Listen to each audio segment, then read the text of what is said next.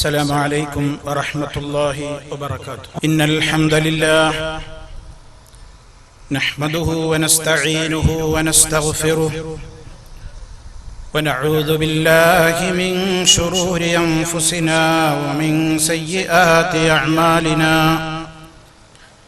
من يهده الله فلا مضل له ومن يضلل فلا هادي له. وأشهد أن لا إله إلا الله وحده لا شريك له.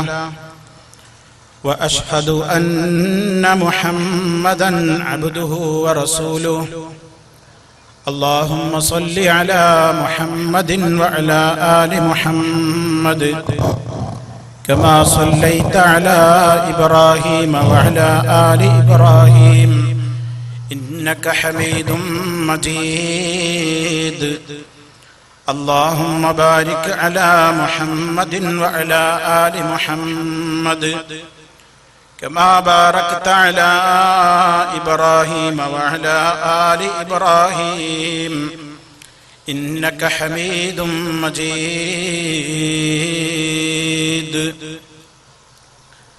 يا أيها الذين آمنوا اتقوا الله حق تقاته ولا تموتن إلا وأنتم مسلمون.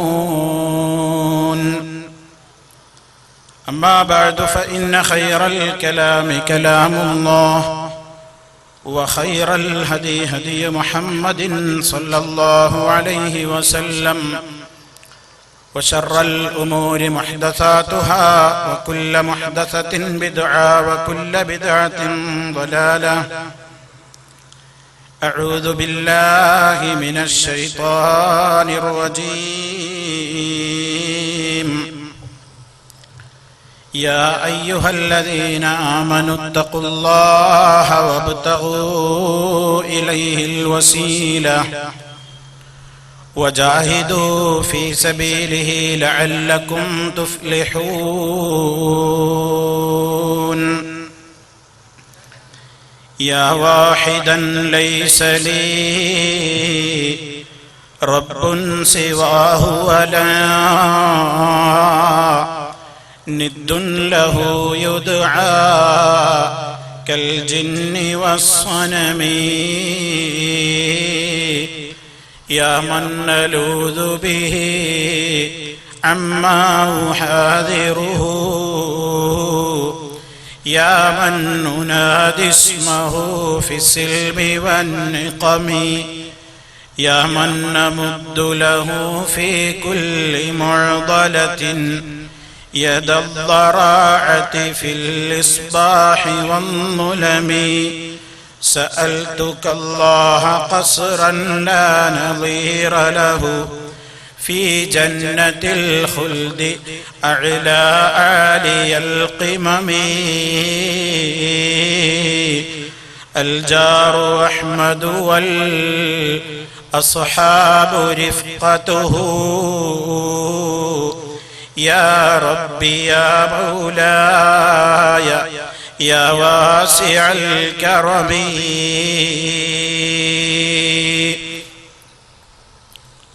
അള്ളാഹുവിന്റെ മഹത്തായ അനുഗ്രഹത്താൽ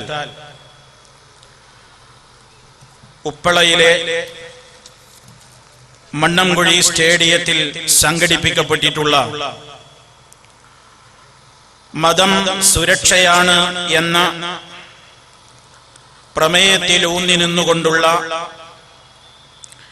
ഈ മഹത്തായ സലഫി സമ്മേളനത്തിന്റെ വേദിയിലിരിക്കുന്ന എന്റെ പ്രിയപ്പെട്ട സഹപ്രവർത്തകന്മാരെ, നേതാക്കളെ, ഈ മഹനീയമായ സദസ്സിൽ വന്നു ചേർന്നിട്ടുള്ള സ്നേഹസമ്പന്നരായ എന്റെ ശ്രോതാക്കളെ, സഹോദരി സഹോദരന്മാരെ, സുഹൃത്തുക്കളെ, അല്ലാഹുവിന്റെ എല്ലാ വിധത്തിലുള്ള അനുഗ്രഹങ്ങളും നമ്മിൽ സദാ അവൻ വർഷിച്ചുകൊണ്ടിരിക്കുമാറാകട്ടെ.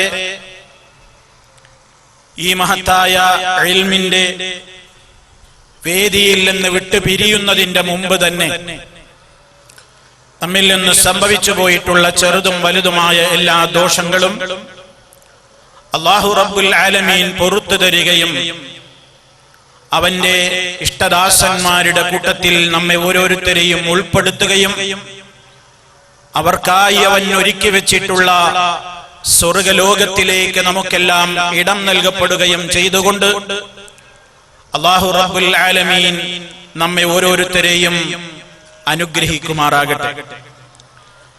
സഹോദരങ്ങളെ,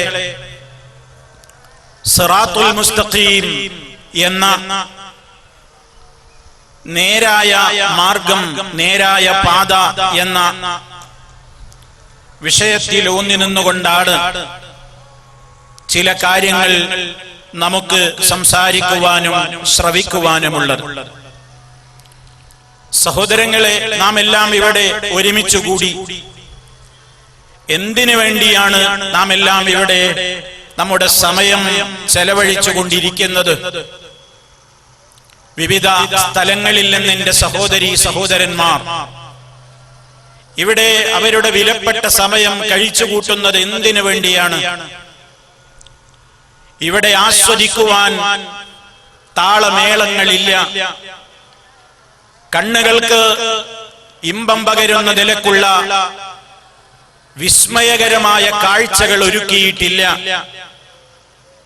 പിന്നെ എന്തിനിവിടെ വന്നു?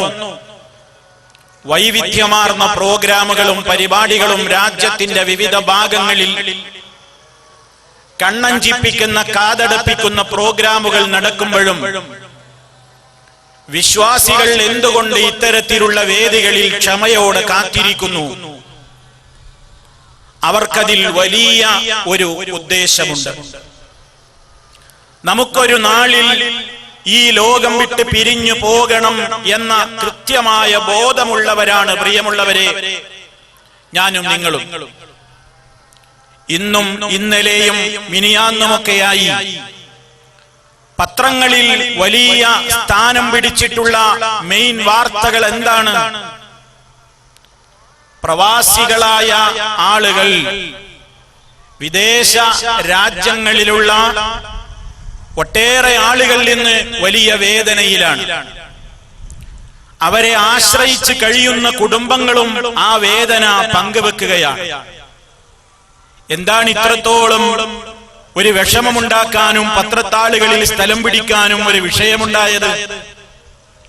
വിദേശ രാജ്യങ്ങളിലെ അവിടെയുള്ള പൗരന്മാർക്ക് പ്രാധാന്യം കൽപ്പിച്ചുകൊണ്ട് അവിടെയുള്ള തൊഴിൽ മന്ത്രാലയം നിയമങ്ങൾ കൊണ്ടുവരിക എന്നത് സ്വാഭാവികം മാത്രമാണ്. ഓരോ രാജ്യത്തുമുള്ള അവിടെയുള്ള പൗരന്മാരുടെ സുസ്ഥിരതക്കും നിലനിൽപ്പിനും ആവശ്യമായ നിലക്ക് ആ രാജ്യത്ത് തൊഴിൽ നിയമങ്ങൾ പരിഷ്കരിക്കുവാനും നിർമ്മിക്കുവാനും അതാത് രാജ്യങ്ങളിലെ ഭരണാധികാരികൾക്ക് അവകാശമുണ്ട്. എന്നാൽ നമ്മുടെ വിഷയം എന്താണ്? അത്തരത്തിലുള്ള വിദേശ രാജ്യങ്ങളിൽ പോയി ജോലി നോക്കുന്ന ഒട്ടേറെ മലയാളികൾ, ഒരുപാട് പ്രവാസികൾ, അവരുടെ ഭാഗത്ത് നിന്ന് ഇങ്ങോട്ട് ഒഴുകുന്ന ഡ്രാഫ്റ്റും അവരയക്കുന്ന പണങ്ങളെയും ആശ്രയിച്ചുകൊണ്ട് ജീവിക്കുന്ന ഒരുപാട് ആളുകൾ, അവരുടെ മനസ്സിൽ ഒരു ആശങ്ക, ഇതാ ഇവിടം വിട്ട് പോകേണ്ട ഒരവസ്ഥ എന്ന് വിദേശത്തുള്ള നമ്മുടെ സഹോദരങ്ങൾ ആലോചിക്കുകയാണ്. അങ്ങനെ അവരിവിടെ വന്നാൽ ഞങ്ങൾ എങ്ങനെ ജീവിക്കുമെന്ന് അവരെ ആശ്രയിച്ച് കഴിയുന്നവർ, ഇവിടെയുള്ളവരും നൊമ്പരപ്പെടുകയാണ്. ഇതൊക്കെ ദുനിയാവിന്റെ കേവലം ചില വർഷങ്ങളിലേക്ക് ആവശ്യമായ കാര്യങ്ങളെ കുറിച്ചാണ് നമ്മൾ ഈ ആകുലപ്പെടുന്നത്. എങ്കിൽ സഹോദരങ്ങളെ, നാം എല്ലാവരും ഈ ഭൂമിയിൽ തന്നെയും പ്രവാസികളാണ്. നമ്മളൊക്കെ ഒരു സൗദി അറേബ്യയിൽ നിന്നുള്ള തിരിച്ചുവരവോ UAE-യിൽ നിന്നുള്ള തിരിച്ചുപോക്കോ മറ്റേതെങ്കിലും രാഷ്ട്രങ്ങളിൽ നിന്നുള്ള തിരിച്ചുപോക്കിനെ കുറിച്ചോ അല്ല വാസ്തവത്തിൽ പ്രിയമുള്ളവരെ നമ്മുടെ മനസ്സിൽ ചിന്ത വരേണ്ടത്.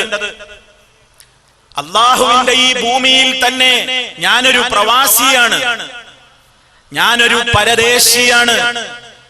എനിക്ക് തിരിച്ചു പോകാൻ ഒരു ലോകമുണ്ട്, അതാണ് പരലോകം. ആ ലോകത്തെ ഓർമ്മപ്പെടുത്തിയില്ലേ മഹാനായ റസൂൽ കരീം സല്ലല്ലാഹു അലൈഹി വസല്ലമ? സഹാബിമാരോട് പറഞ്ഞില്ലേ, സഹാബിയോട് പറഞ്ഞില്ലേ, കുൻ ഫിദ്ദുനിയാ കഅന്നക ഗരീബ് ഔ ആബിറു സബീൽ. നീ ദുനിയാവിൽ ഒരു വിദേശിയെ പോലെ ജീവിക്കണം. നീ ഭൂമിയിൽ ഒരു വിദേശിയെ പോലെയാണ് കഴിയേണ്ടത്. അതല്ലെങ്കിൽ ഒരു വഴിയാത്രക്കാരൻ, അവനെങ്ങോട്ടോ പോവുകയാണ്. ആ യാത്രക്കിടയിൽ ഇടക്കൊന്ന് വിശ്രമിക്കാൻ ഇറങ്ങിയ ഒരിടത്താവളമായിട്ടേ ദുനിയാവിനെ നീ കാണാവൂ എന്ന് മഹാനായ റസൂൽ കരീം സല്ലല്ലാഹു അലൈഹി വസല്ലമ നമ്മളോടെല്ലാം ഓർമ്മപ്പെടുത്തിക്കൊണ്ടാണ് വഫാത്തായി പോയിട്ടുള്ളത്. പ്രിയമുള്ളവരെ, നമുക്കൊക്കെ മടങ്ങി പോകണം, നമുക്കൊക്കെ തിരിച്ചു പോകണം. എവിടേക്കാണ് തിരിച്ചു പോകേണ്ടത്? മടങ്ങി വരാൻ ഒരു ചാൻസ് ഇല്ലാത്ത ലോകത്തേക്കാണ് മടങ്ങി പോകേണ്ടത്. സൗദി അറേബ്യയിൽ നിന്ന് ഒരു വ്യക്തി തിരിച്ചു വന്നാലും അവന് തൽക്കാലം താമസിക്കാൻ ദുനിയാവിലെ അവന്റെ വീടുണ്ട്, അവന്റെ രാജ്യമുണ്ട്. എന്നാൽ ഈ ലോകത്ത് നിന്ന്, ഈ ഭൂമിയിൽ നിന്ന് അല്ലാഹു നമുക്ക് നിശ്ചയിച്ചിട്ടുള്ള അവധി എത്തിക്കഴിഞ്ഞാൽ ഇവിടെ നിന്ന് അല്ലാഹുവിന്റെ വിളിയാളം കേട്ടുകൊണ്ട് ഖബറാകുന്ന വീട്ടിലേക്ക് നമ്മുടെ ജീവിതം പറിച്ചു നടപ്പെട്ടാൽ, അതേ അവിടെ നിന്നും പിന്നീട് അങ്ങോട്ടുള്ള നീണ്ട ജീവിതകാലത്തിലേക്ക് നമ്മുടെ ജീവിതം പറിച്ചു നടപ്പെട്ടാൽ ഒരു തിരിച്ചുവരവിന് നമുക്ക് ചാൻസ് ഉണ്ടോ? ഒന്ന് മടങ്ങി വന്നുകൊണ്ട് ഇനിയും ഞാൻ അമലി ചെയ്തോളാം എന്ന് പറയാൻ വകുപ്പുണ്ടോ? മരണത്തിന്റെ മലക്കിന്റെ മുമ്പിൽ ഞാനും നിങ്ങളും കിടന്നു കൊടുക്കുന്ന ഒരു ദിവസം വരാനുണ്ട്.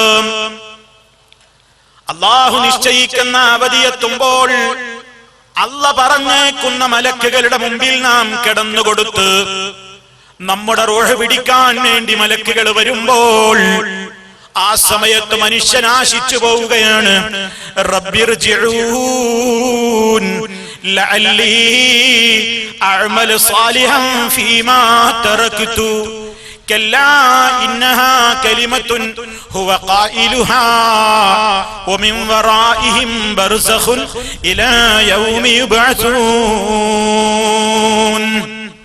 എന്റെ പ്രിയപ്പെട്ട ശ്രോതാക്കളും ഞാനുമൊക്കെ ചിന്തിക്കണം. മരണത്തിന്റെ നേരത്തതാ നമ്മുടേതായ കണ്ണുകൾ മറിഞ്ഞു പോകുന്നു. നമ്മുടെ കണ്ണുകൾ ഇതുവരെ കാണാത്ത കാഴ്ചകൾ കാണുകയായി. ഇന്ന് വരെ ഞാനോ നിങ്ങളോ മലക്കുകളെ കണ്ടിട്ടില്ലല്ലോ, മലായിക്കത്തിന്റെ ശബ്ദം നമ്മൾ കേട്ടിട്ടില്ലല്ലോ.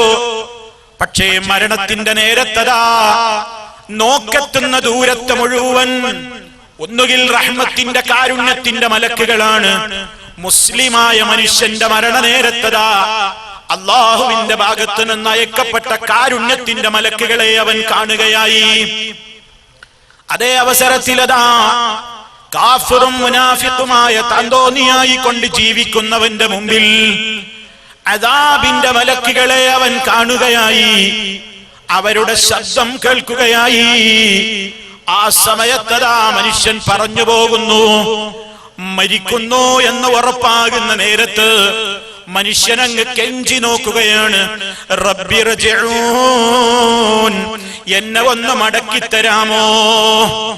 കുറച്ചു കാലം കൂടി എനിക്കൊന്ന് ഈ ഭൂമിയിൽ ജീവിക്കണം, എന്നെ ഒന്ന് മടക്കിത്തരാമോ? എന്തിനാണ് ഞാൻ ഇനിയും ആശിക്കുന്നത് ജീവിക്കണമെന്ന്?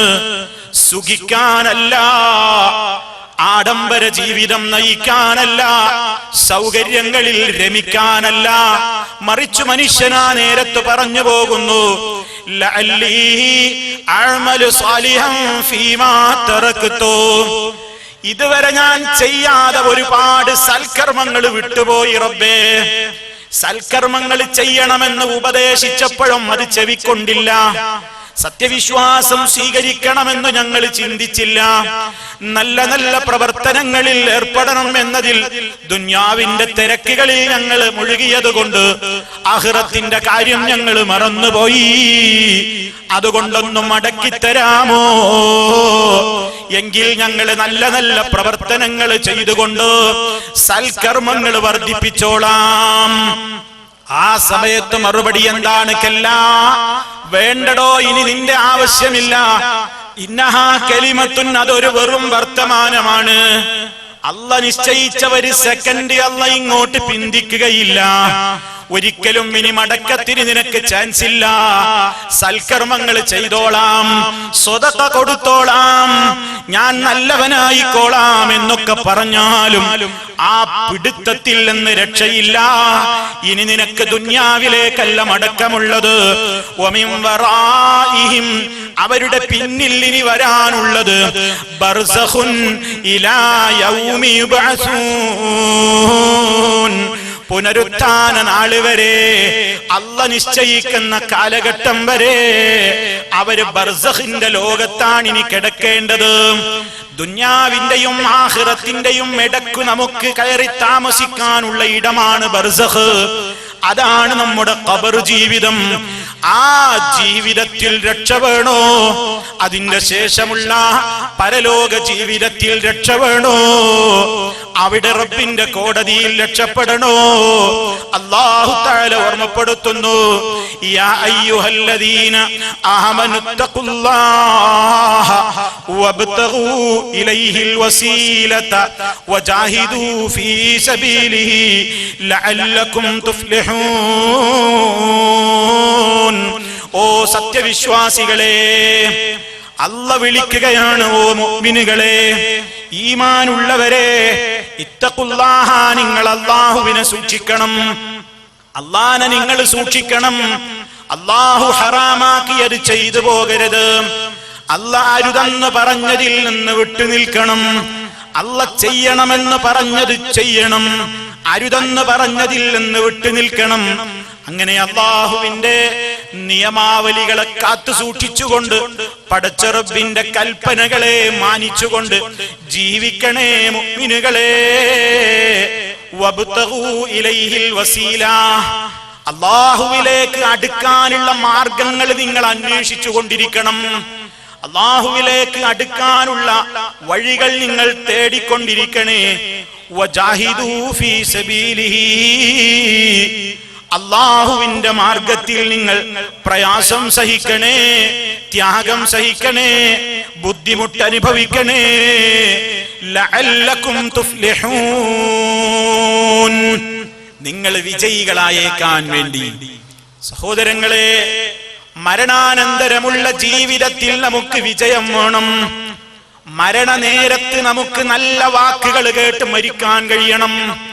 അല്ലാഹുവിന്റെ മലക്കുകൾ മരണനേരത്ത് നമ്മളോട് പറയണം, യാ അയ്യത്തുഹൻ നഫ്സുൽ മുത്മഇന്ന ഇർജിഇ ഇലാ റബ്ബികി റാദിയതൻ മർദിയ ഫദ്ഖുലി ഫീ ഇബാദി വദ്ഖുലി ജന്നതി.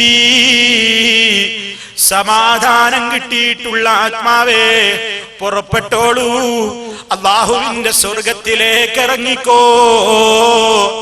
നല്ല നല്ല സന്തോഷത്തിന്റെ വാർത്തകൾ കേട്ടുകൊണ്ട് ഈ ലോകത്ത് നിന്ന് മരിച്ചു പോകാൻ എനിക്കും നിങ്ങൾക്കും സാധിക്കണം. അല്ലാഹു നമ്മെ അനുഗ്രഹിക്കുമാറാകട്ടെ. അതിനെന്താ വേണ്ടത് പ്രിയമുള്ളവരെ? മരണം നന്നാവണം, ഖബർ ജീവിതം നന്നാവണം.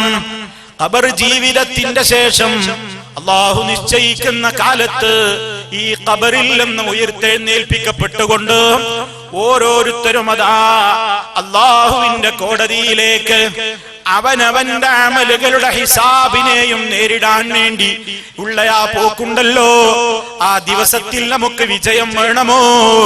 പുരുഷനാവട്ടെ സ്ത്രീയാവട്ടെ, എന്താണ് അല്ലാഹു തആല പറയുന്നത്? നിനക്ക് വിജയം സുനിശ്ചിതമാക്കണോ? പരലോകത്ത് രക്ഷപ്പെടണോ? ഖബർ ശിക്ഷയിൽ നിന്ന് രക്ഷപ്പെടണോ? ഖബറിന്റെ ഇടുക്കത്തിൽ നിന്ന് രക്ഷപ്പെടണോ? അവിടെ മലായിക്കത്തുകളുടെ അദാബിൽ നിന്ന് രക്ഷപ്പെടണോ? അതേ, അവിടെ മലക്കുകൾ ചോദ്യം ചോദിക്കാൻ വരുമ്പോൾ നിന്റെ റബ്ബാരെന്ന ചോദ്യത്തിന് അല്ലാഹു റബ്ബി, എന്റെ റബ്ബ് അള്ളയാണെന്ന് പറയാനും മുഹമ്മദ് മുസ്തഫ സ്വല്ലല്ലാഹു അലൈഹി വസല്ലമിനെ കുറിച്ച് ചോദിക്കുമ്പോൾ അതിന്റെ നേതാവാണ്, ഞങ്ങൾക്ക് ദീന് പഠിപ്പിക്കാൻ വേണ്ടി ഞങ്ങളിലേക്ക് വന്ന നേതാവാണ്, ആ നേതാവിൽ ഞങ്ങൾ വിശ്വസിച്ചിരിക്കുന്നു, ഞങ്ങൾ ആ നേതാവിനെ പിൻപറ്റിയവരാണെന്ന് മലക്കുകളോട് മറുപടി പറയാൻ സാധിക്കണമെങ്കിൽ എന്തു വേണം? അതിനനുസരിച്ച ജീവിതം ഈ ദുനിയാവ് വിടും മുമ്പേ ചെയ്ത് ഉറപ്പാക്കി കഴിഞ്ഞിരിക്കണം. അതിനാ നമ്മൾ ഇവിടെ കൂടിയത്, അതിനാ നമ്മൾ ഈ കാത്തിരിക്കുന്നത്, അതിനാണ് നമ്മൾ ഈ ത്യാഗം സഹിക്കുന്നത്. ആ ലോകത്തേക്ക് വേണ്ട ഒരുക്കങ്ങൾ ഒരുക്കണം. അതിനു വേണ്ടിയുള്ള ശ്രമങ്ങളുടെ ഭാഗമാണ് പ്രിയമുള്ളവരെ നമ്മുടെ ഈ ഒത്തുകൂടൽ. അതല്ലാതെ നമുക്ക് ആരോടെങ്കിലും വാശി തീർക്കാനാണോ? ഞാനും നിങ്ങളും അടങ്ങുന്ന ലോക ജനത മുഴുവൻ ഒരുമിച്ച് കൂട്ടപ്പെടുന്ന ദിവസം മഹാന്മാരായ അംബിയാക്കൾ വരെ യൗമ യദ്ഉ ആദമും വ അംബിയാ നഫ്സി നഫ്സി നഫ്സി നഫ്സി നഫ്സിയാ, അംബിയാക്കൾ പോലും ഞങ്ങളുടെ കാര്യം ഞങ്ങളുടെ കാര്യം ഞങ്ങളുടെ കാര്യം എന്ന് പറഞ്ഞ് ബേജാറാകുമ്പോ, അതേ അവിടെ സഹോദരങ്ങളെ മഹാനായ അഷ്റഫുൽ ഖൽഖ് സല്ലല്ലാഹു അലൈഹി വസല്ലം അതാ അല്ലാഹുവിന്റെ പ്രത്യേകമായ അനുമതി പ്രകാരം ജനങ്ങൾക്ക് വേണ്ടി ശുപാർശ പറയുമ്പോൾ ആ ശുപാർശക്ക് അർഹനായി തീരുന്ന ആളുകളുടെ കൂട്ടത്തിൽ നമ്മൾ ഉൾപ്പെടണം. അതിനെന്ത് വേണം? ആ മുഹമ്മദുർ റസൂലുള്ളാഹി സ്വല്ലല്ലാഹു അലൈഹി വസല്ലമ നമ്മിലേക്ക് കാണിച്ചു തന്ന ഇസ്ലാം ഉണ്ടല്ലോ, കലർപ്പില്ലാത്ത ആ ശുദ്ധമായ ദീനുൽ ഇസ്ലാം, അതിനെക്കുറിച്ച് നന്നായി പഠിക്കണം, അതിനെക്കുറിച്ച് നന്നായി അറിയണം, അത് ജീവിതത്തിൽ പകർത്തണം, അതറിഞ്ഞിട്ടില്ലാത്തവർക്ക് പറഞ്ഞു കൊടുക്കണം, തെറ്റിദ്ധരിച്ചവർക്ക് സത്യാവസ്ഥ എന്താണെന്ന് ബോധ്യപ്പെടുത്തി കൊടുക്കണം. ഇത് മുസ്ലിമേ നമ്മുടെ ബാധ്യതയല്ലേ? അതുകൊണ്ട് അല്ലാഹു പറയുന്നു, അല്ലാഹുവിനെ സൂക്ഷിച്ചു ജീവിച്ചോ, അല്ലാഹുവിലേക്ക് അടുക്കാനുള്ള വഴികൾ അന്വേഷിച്ചോളൂ. എങ്ങനെയാ അല്ലാഹുവിനെ സൂക്ഷിക്കേണ്ടത്? അല്ലാഹുവിനെ സൂക്ഷിക്കേണ്ടത് എങ്ങനെയാ?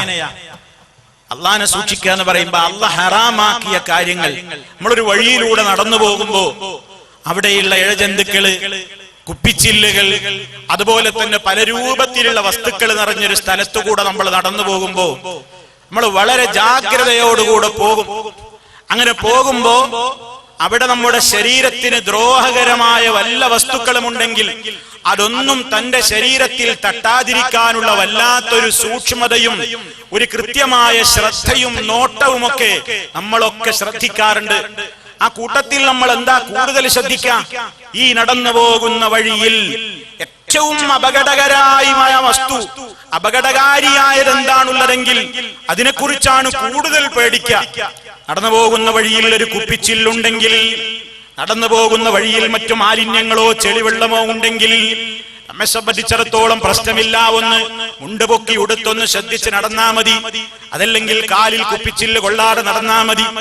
അതേ അവസരത്തിൽ ആ നടന്നു പോകുന്ന വഴികളിലതാ ശക്തമായി വിഷം ചീറ്റുന്ന ഇഴജന്തുക്കൾ ഉണ്ടെന്ന് വന്നാലോ, പാമ്പുകൾ ഉണ്ടെന്ന് വന്നാലോ, ശക്തമായ നിലക്കുള്ള ഭീഷണിയുള്ള മൃഗങ്ങളുണ്ടെന്ന് വന്നാലോ, അതേ വല്ലാത്തൊരു ശ്രദ്ധയാണ് ആ മേഖലയിലൂടെ കടന്നു പോകുമ്പോഴുണ്ടാവുക. അതേ ഈ ദുനിയാവിൽ ജീവിക്കുന്ന മുസ്ലിമേ, ഞാൻ എന്റെ പ്രിയപ്പെട്ട ശ്രോതാക്കളോട്, എന്റെ ഉമ്മമാരോട്, സഹോദരി സഹോദരന്മാരോട് ഓർമ്മപ്പെടുത്തട്ടെ, ഈ ഭൂമിയിലൂടെ തഖ്വയോടെ ജീവിക്കുമ്പോൾ ഏറ്റവും പരമപ്രധാനമായി വല്ലാതെ നമ്മൾ ഭയപ്പെടേണ്ടത് മാരകമായ വിഷമെന്ന് നമുക്ക് പറയാവുന്ന ഒരു തുള്ളി എങ്ങാനും നമ്മുടെ അമലിൽ കലർന്നു പോയാൽ അമല് മുഴുവൻ പൊളിഞ്ഞു പോകുമെന്ന് അല്ലാഹു പ്രഖ്യാപിച്ചിട്ടുള്ള ശിർക്കെന്ന മാരകമായ രോഗമാകുന്നു.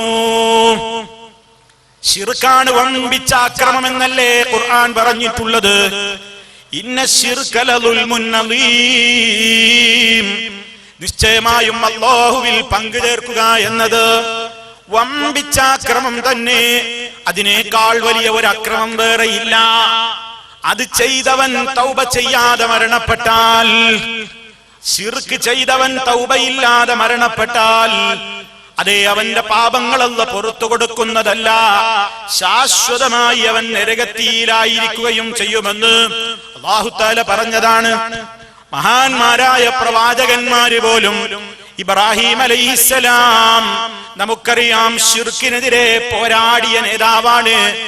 ആ പ്രവാചകൻ പോലും പ്രാർത്ഥിക്കുന്നത് വജ്നുബിനി വബനിയ അൻ നഅ്ബുദൽ അസ്നാം, അല്ലാഹുവേ എന്നെയും എന്റെ മക്കളെയും ഞങ്ങൾ വിഗ്രഹങ്ങളെ ആരാധിക്കുന്നതില്ലെന്ന്, ശിർക്ക് ചെയ്യുന്നതില്ലെന്ന് നീ അകറ്റേണമേ.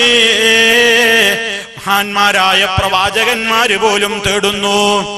ഓ പ്രിയപ്പെട്ട മുസ്ലിമേ, അല്ലാഹു ഒരിക്കലും പൊറുക്കില്ലെന്ന് പറഞ്ഞിട്ടുള്ള മഹാപാതകമായ ശിർക്ക് വന്നിട്ട് ഒരുത്തൻ നിസ്കരിച്ചിട്ടെന്താ ഫലം, ഹജ്ജ് ചെയ്തിട്ടെന്താ ഫലം, നോമ്പെടുത്തിട്ടെന്താ ഫലം, ധർമ്മം കൊടുത്തിട്ടെന്താ ഫലം? മഹാന്മാരായ പ്രവാചകന്മാരോട് പോലും അല്ലാഹു തആല പറഞ്ഞത്, മഹാനായ നബി സല്ലല്ലാഹു അലൈഹി വസല്ലമിനോട് പോലും അല്ലാഹു തആല പറഞ്ഞത്, ലഇൻ ശറകത ലയഹ്ബതന്ന അമലുക വലതകൂനന്ന മിനൽ ഖാസിരീൻ. എങ്ങാനും ശിർക്ക് ചെയ്തു പോയാൽ നിന്റെ കർമ്മങ്ങൾ മുഴുവനും പൊളിഞ്ഞു പോകുന്നതാണ്, നീ നഷ്ടകാരികളുടെ കൂട്ടത്തിൽ പെട്ടുപോവുക തന്നെ ചെയ്യുമെന്ന് അല്ലാഹു അതാ മഹാന്മാരായ പ്രവാചകന്മാരിൽ ഏറ്റവും ശ്രേഷ്ഠനായ മുഹമ്മദുർ റസൂലുള്ളാഹി സ്വല്ലല്ലാഹു അലൈഹി വസല്ലമിനോട് വരെ പറഞ്ഞിരിക്കങ്ങളെ. നമ്മുടെ മനസ്സിൽ യഥാർത്ഥത്തിൽ എപ്പോഴും വല്ലാത്ത പേടി ഉണ്ടാകേണ്ടത് എന്തിനെ കുറിച്ചാ? അല്ലാഹ്, ശിർക്ക് വന്നു പോകരുതേ, ശിർക്കൊരിക്കലും എന്റെ ജീവിതത്തിൽ സംഭവിച്ചു പോകരുതേ. എന്താണ് ആ നിലക്ക് മനുഷ്യന്റെ മനസ്സിൽ അല്ലാഹുവിനെ കുറിച്ചുള്ള കൃത്യമായ ഒരു കാഴ്ചപ്പാടുണ്ടായി കഴിഞ്ഞാൽ ശിർക്ക് സംഭവിക്കില്ല. എനിക്കെന്റെ കാര്യങ്ങൾ ചോദിക്കാൻ എന്റെ റബ്ബ് മതി, അല്ല മതി എനിക്ക്. അല്ല വിധിച്ചതല്ലാതെ ഒന്നും എനിക്ക് സംഭവിക്കുകയില്ല. എന്ത് ഖൈർ ബാധിച്ചാലും ശർറ് ബാധിച്ചാലും അതെല്ലാം എന്റെ റബ്ബിന്റെ തീരുമാനമാണ്. അല്ലാഹുവേ, ലഹ്മാനി അലിമാ അഅ്തൈത്, നീ നൽകിയത് മുടക്കാൻ ഒരാളെ കൊണ്ടും സാധ്യമല്ല. വലാ മുഅ്തിയ ലിമാ മനഅത, നീ മുടക്കിയ ഒരു കാര്യം നേടിത്തരാനും ഒരുത്തനുമില്ല. നൽകുന്നവൻ അല്ലാഹുവേ നീയാണ്, തടയുന്നവനും നീയാണ് റബ്ബേ. ഇനി വല്ല ആപത്തും ബാധിച്ചാലോ, പ്രയാസങ്ങൾ ബാധിച്ചാലോ, ഈമാനുള്ള മനുഷ്യൻ എന്താ ചെയ്യുന്നത്? അവനവന്റെ മനസ്സിനെ ആശ്വസിപ്പിക്കുകയാണ്. ലയുസീബനാ ഇല്ലാ മാ കതബല്ലാഹു ലനാ ഹുവ മൗലാനാ, ഞങ്ങൾക്ക് ഞങ്ങളുടെ രക്ഷിതാവായ അല്ല എന്താണോ വിധിച്ചതെങ്കിൽ അതല്ലാതെ ഒന്നും സംഭവിച്ചിട്ടില്ല. അവനാണ് ഞങ്ങളുടെ രക്ഷാധികാരി, അവന്റെ മേൽ ഞങ്ങളെല്ലാം വരമേൽപ്പിച്ചിരിക്കുന്നു എന്ന് പറയുന്ന യഥാർത്ഥത്തിലുള്ള ആ തവക്കുലിന്റെ ബോധമാണ് ഒരു ശരിയായ മുഅ്മിനിന്റെ ജീവിതത്തിൽ പ്രകടമാകുന്നത്. സഹോദരന്മാരെ, അല്ലാഹുവിനോട് ചോദിച്ചാൽ ആ ചോദിക്കുന്ന നേരത്ത് നമുക്ക് ഉത്തരം കിട്ടണമെങ്കിൽ പടച്ച റബ്ബിനോട് നമുക്കൊരടുപ്പമുണ്ടാകണ്ടേ. അല്ലാഹുവിനോട് ചോദിക്കുമ്പോൾ ആ ചോദ്യത്തിന് അവൻ ഉത്തരം തരുന്നത് അവനിലേക്ക് നമ്മൾ എത്രത്തോളം അടുക്കുന്നുവോ അത്രത്തോളം അവൻ നമുക്ക് ഉത്തരവും വർദ്ധിപ്പിച്ചു തരും. അല്ലാഹുവിലേക്ക് അടുക്കേണ്ടത് എങ്ങനെയാണ്?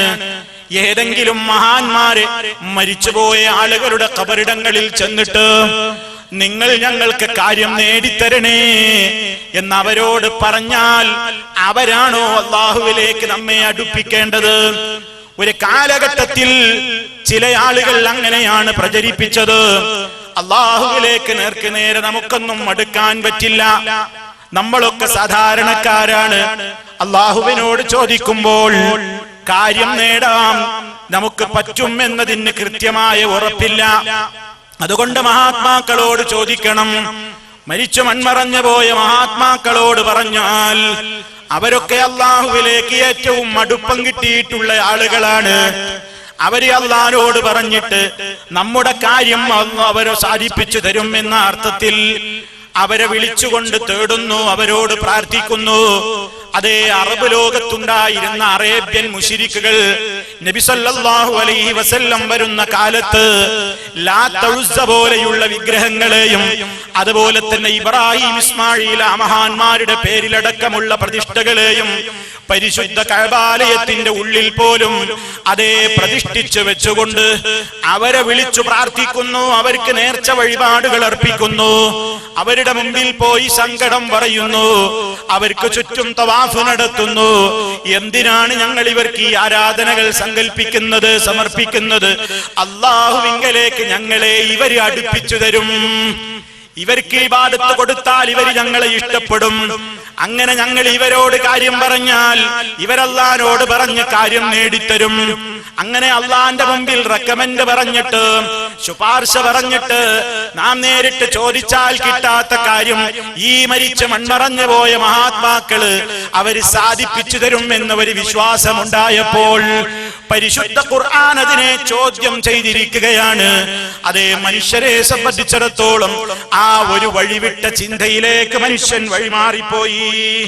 അങ്ങനെ കാര്യം നേടാൻ ഏറ്റവും നല്ലത് അല്ലാഹുവിനോട് ചോദിക്കലല്ല, മഹാത്മാക്കളോട് ചോദിക്കലാണ് എന്ന അന്ധമായ വിശ്വാസം നമ്മുടെ മുസ്ലിം സമുദായത്തിലും പിൽക്കാലത്ത് പ്രചരിപ്പിക്കപ്പെട്ടു. അങ്ങനെ എന്ത് ചെയ്തു? ഈ ലോകത്തെയും പരലോകത്തെയും പല കാര്യങ്ങളും നേടിയെടുക്കാൻ വേണ്ടി ഖബറുകളെ സമീപിക്കാൻ തുടങ്ങി. മഹാന്മാരായ ആളുകൾ മറവിട്ട് കിടക്കുന്ന സ്ഥലങ്ങളെന്ന് സങ്കല്പിക്കപ്പെടുന്ന കരുതപ്പെടുന്ന കേന്ദ്രങ്ങളിലേക്ക് ആളുകൾ ഒഴുകി തുടങ്ങി. അവരെ വിളിച്ചുകൊണ്ട് സങ്കടം പറയാൻ തുടങ്ങി, അവരെ വിളിച്ചു പ്രാർത്ഥിക്കാൻ തുടങ്ങി. പേര് പറയുമ്പോൾ എന്ത് പറയുമെന്നോ നമ്മൾ അതിനെ ചോദ്യം ചെയ്താൽ അവര് പറയും, ഞങ്ങള് മഹാന്മാരെ മദ്ഹ് പറയുകയാണ്, ഞങ്ങള് മഹാന്മാരുടെ മൗലൂദ് ഓതുകയാണ്. മഹാന്മാരുടെ മൗലൂദോ എന്ന് പറഞ്ഞുകൊണ്ട്, മൗലൂദ് എന്ന് പറഞ്ഞുകൊണ്ട്, അല്ലെങ്കിൽ മൗലിദ് എന്ന് പറഞ്ഞുകൊണ്ട് ഒരുപാട് കിതാബുകൾ ഇന്ന് മാർക്കറ്റിൽ നമുക്ക് വാങ്ങാൻ കിട്ടും. എന്നിട്ടോ നിങ്ങൾ ഈ മൗലിദുകളിലൂടെ എന്താണ് ചെയ്യുന്നത്? മഹാന്മാരായ ആളുകളെന്ന് പറയപ്പെടുന്നവരുടെ പേരിൽ എഴുതപ്പെട്ടിട്ടുള്ള മൗലിദ് കിതാബുകളിൽ എന്താ വന്നിട്ടുള്ളത്? അവരെ കുറിച്ച് ഉള്ളതും ഇല്ലാത്തതും കൂട്ടിക്കലർത്തിയിട്ട് എഴുതിയിട്ടുണ്ടാകും.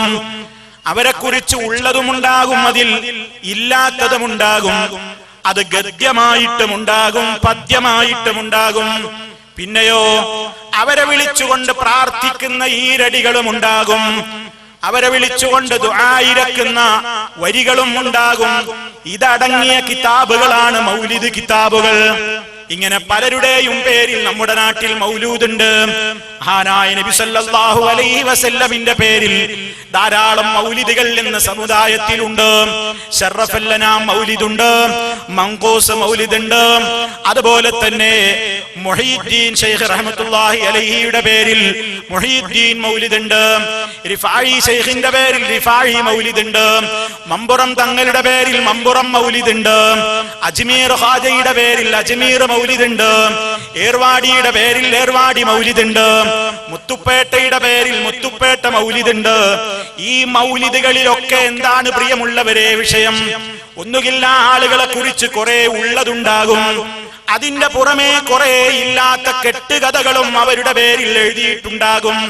അതിന്റെയൊക്കെ പുറമേ അവരെ വിളിച്ചുകൊണ്ട് തേടുന്ന, അവരെ വിളിച്ചുകൊണ്ട് സങ്കടം പറയുന്ന, പാപം പുറത്തു തരണേ എന്നവരെ വിളിച്ച് അർത്ഥിക്കുന്ന, രോഗം ശിഫയാക്കണേ എന്നവരോട് സങ്കടപ്പെടുന്ന, കാര്യങ്ങൾ സാധിപ്പിച്ചു തരണേ എന്നവരെ വിളിച്ചുകൊണ്ട് സങ്കടപ്പെടുന്ന വരികളുമുണ്ടാകും. ഇതൊക്കെ കൂടി അടക്കം ചെയ്യപ്പെട്ടിട്ടുള്ള പുസ്തകങ്ങളാണ് മൗലിദ് പുസ്തകങ്ങൾ. ഈ മൗലിദ് പുസ്തകങ്ങളാണ് മൗലിദ് കിതാബുകൾ എന്ന പേരിൽ അതേ വീടുകളിൽ വെച്ച് ചൊല്ലുന്നു. അത് ചൊല്ലുന്ന പലരുടെയും ധാരണ എന്താണ്? ഞങ്ങള് മഹാന്മാരുടെ മദ്ഹ് പറയുന്നു, മഹാന്മാരെ കുറിച്ച് ഞങ്ങൾ നല്ലത് പറയുകയാണ്. അപ്പൊ നമ്മൾ അവരോട് പറഞ്ഞു കൊടുത്തു, പ്രിയമുള്ളവരെ, നിങ്ങൾ ഈ നല്ലത് പറയുന്നു എന്ന് പറഞ്ഞിട്ടുണ്ടാക്കിയ മൗലിദ് കിതാബുകളിലൊക്കെ അവരെ കുറിച്ചുള്ള കെട്ടുകഥകളാണ് പലതും. നിങ്ങൾ അവരെ വിളിച്ച് തേടുന്ന വരികളാണ് അതിലുള്ളത്. അത് പാടില്ല. അങ്ങനെയുള്ള മൗലിദ് പാടാൻ പാടില്ല. അങ്ങനെ ഒരു മദ്ഹ് എന്ന പേരിൽ നിങ്ങൾ വീടുകളിലോ എവിടെയും പള്ളികളിലോ വെച്ച് ചൊല്ലാൻ പാടില്ല. അതല്ല പൊറുക്കാത്ത സംഗതിയാണ്.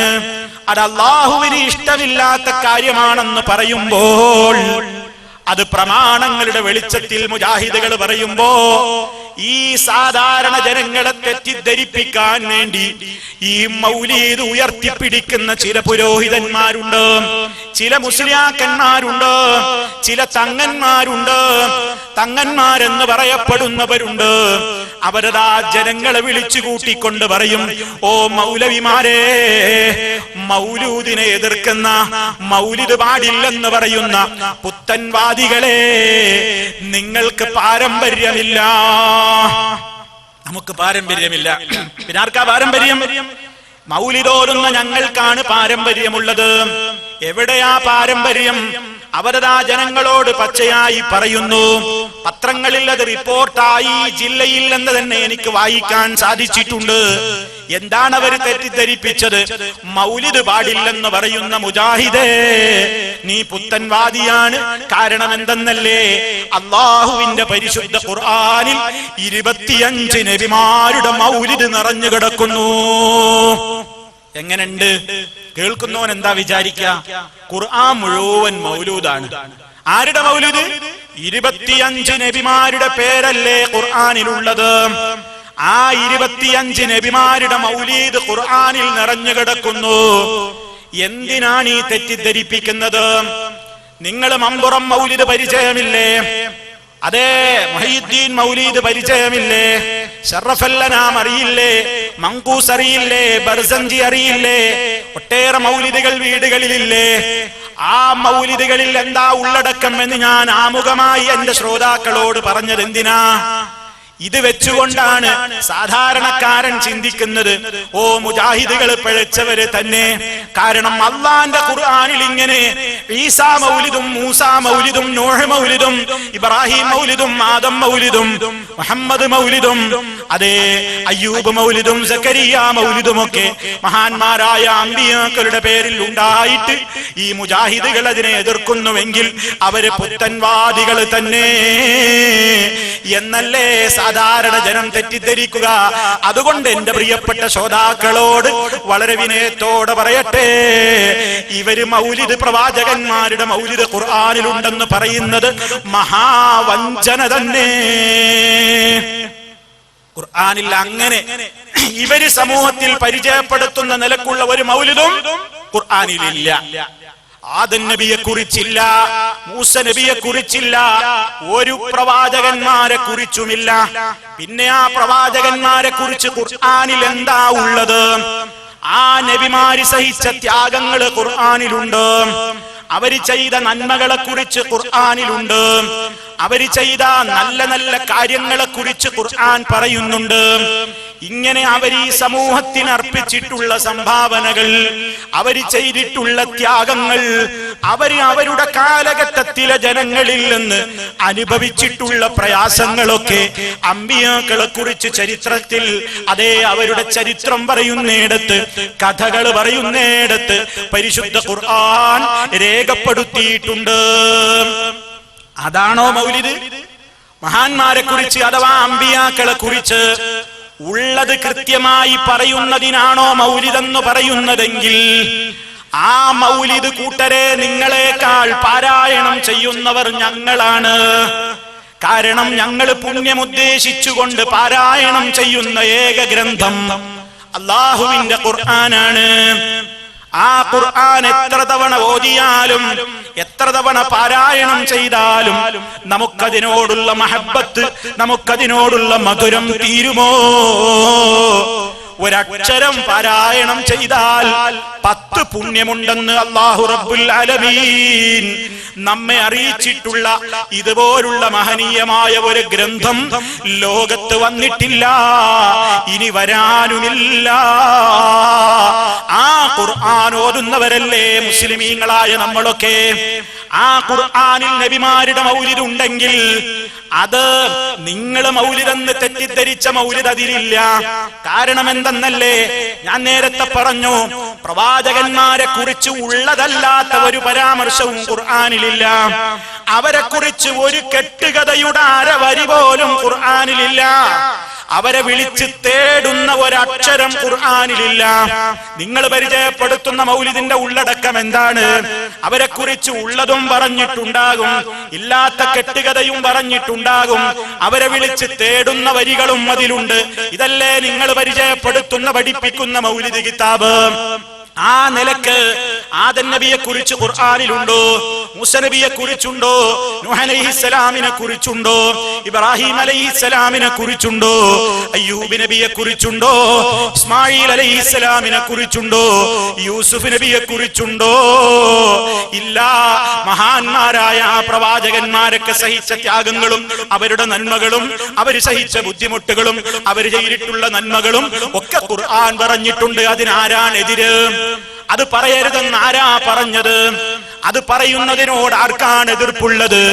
അതിനാണോ നിങ്ങൾ മൗലിദെന്ന് പറയുന്നതെങ്കിൽ ആ മൗലിദ് ഏറ്റവും ഓതുന്ന പാരായണം ചെയ്യുന്നവര് ഞങ്ങൾ തന്നെയാണ്. അതെ, നിങ്ങൾ പുത്തൻവാദികളെന്ന് ഞങ്ങളെ കുറിച്ച് പറയുന്നുവല്ലേ? ഓ പ്രിയപ്പെട്ടവരെ, ആരാണ് പുത്തൻവാദികൾ?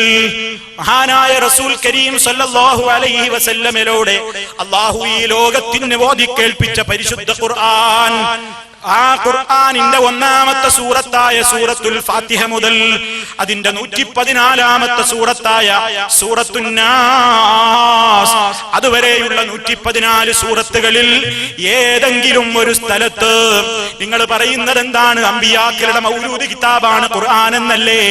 എങ്കിൽ പറയണം നിങ്ങൾ ജനങ്ങളോട്, ഏത് സൂറത്തിലെ ആയത്തിലാണ് ആദം നബിയെ, നൂഹ് നബിയെ, ഇബ്രാഹിം നബിയെ, മൂസ നബിയെ എന്നിങ്ങനെ മഹാന്മാരായ പ്രവാചകന്മാരെ വിളിച്ചുകൊണ്ട് സങ്കടം പറയുന്ന, അതേ രോഗശമനത്തിന് വേണ്ടി തേടുന്ന, കാര്യസാധ്യത്തിന് വേണ്ടി അവരോട് യാചിക്കുന്ന, തേടുന്ന, ദുആ ചെയ്യുന്ന ഒരായത്ത് കാണിക്കാമോ?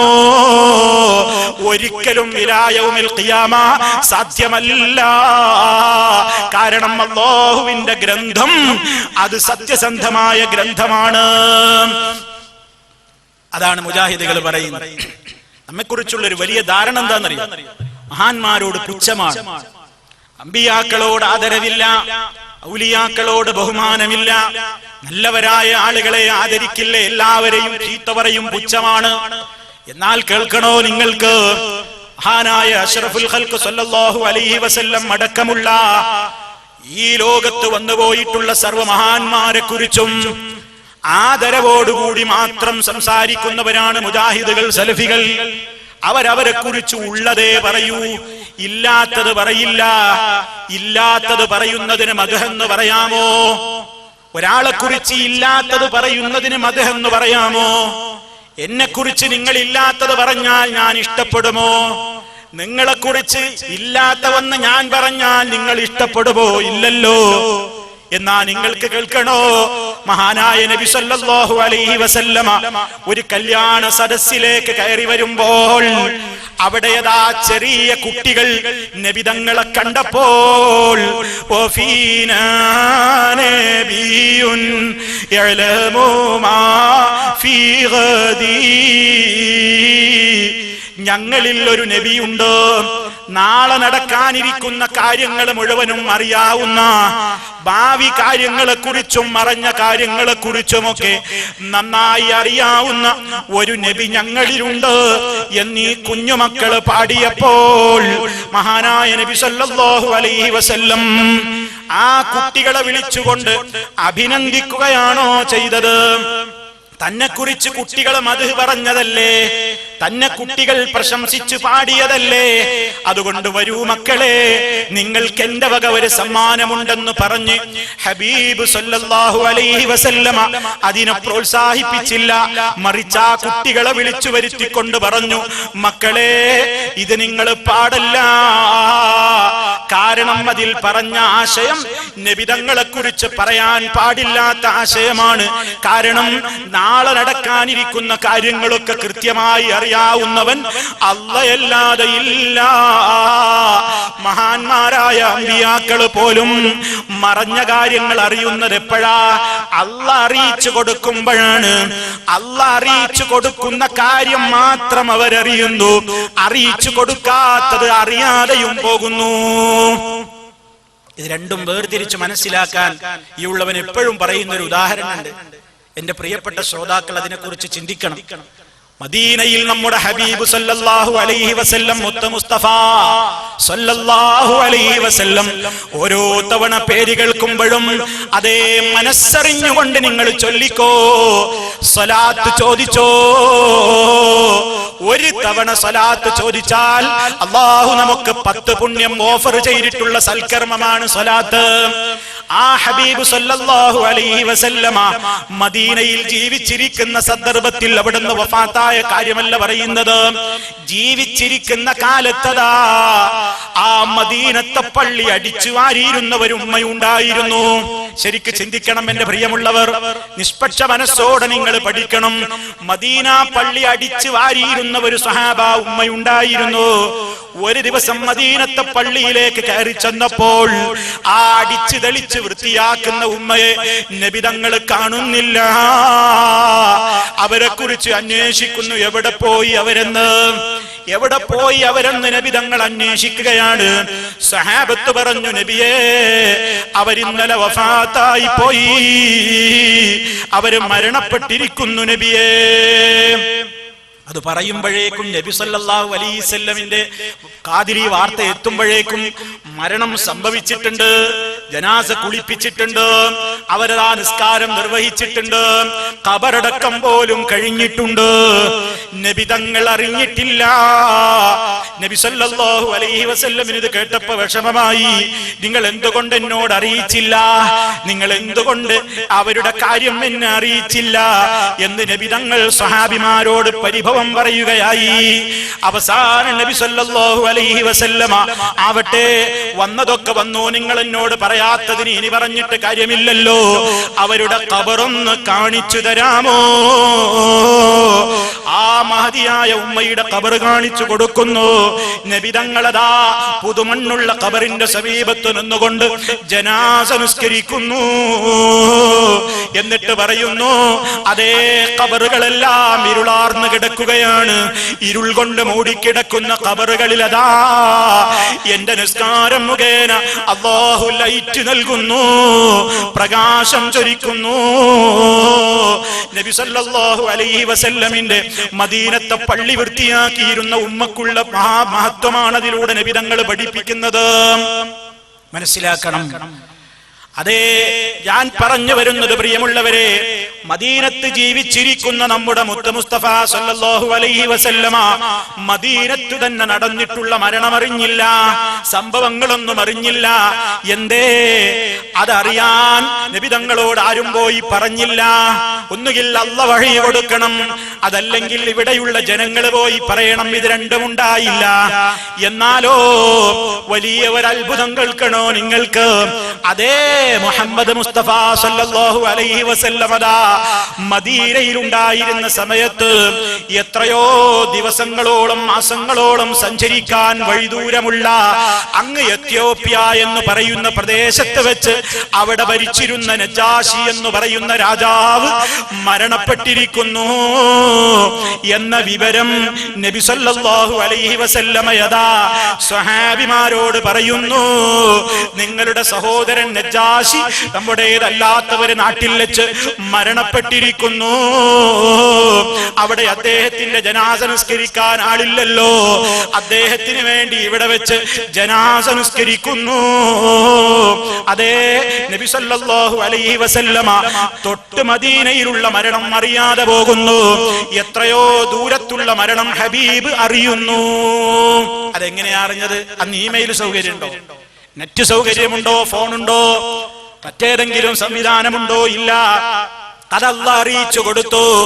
ഒന്ന് അല്ല അറിയിച്ചു കൊടുത്തപ്പോൾ അറിഞ്ഞു, അറിയിച്ചു കൊടുക്കാത്തത് അടുത്തായിട്ട് പോലും അറിഞ്ഞില്ല.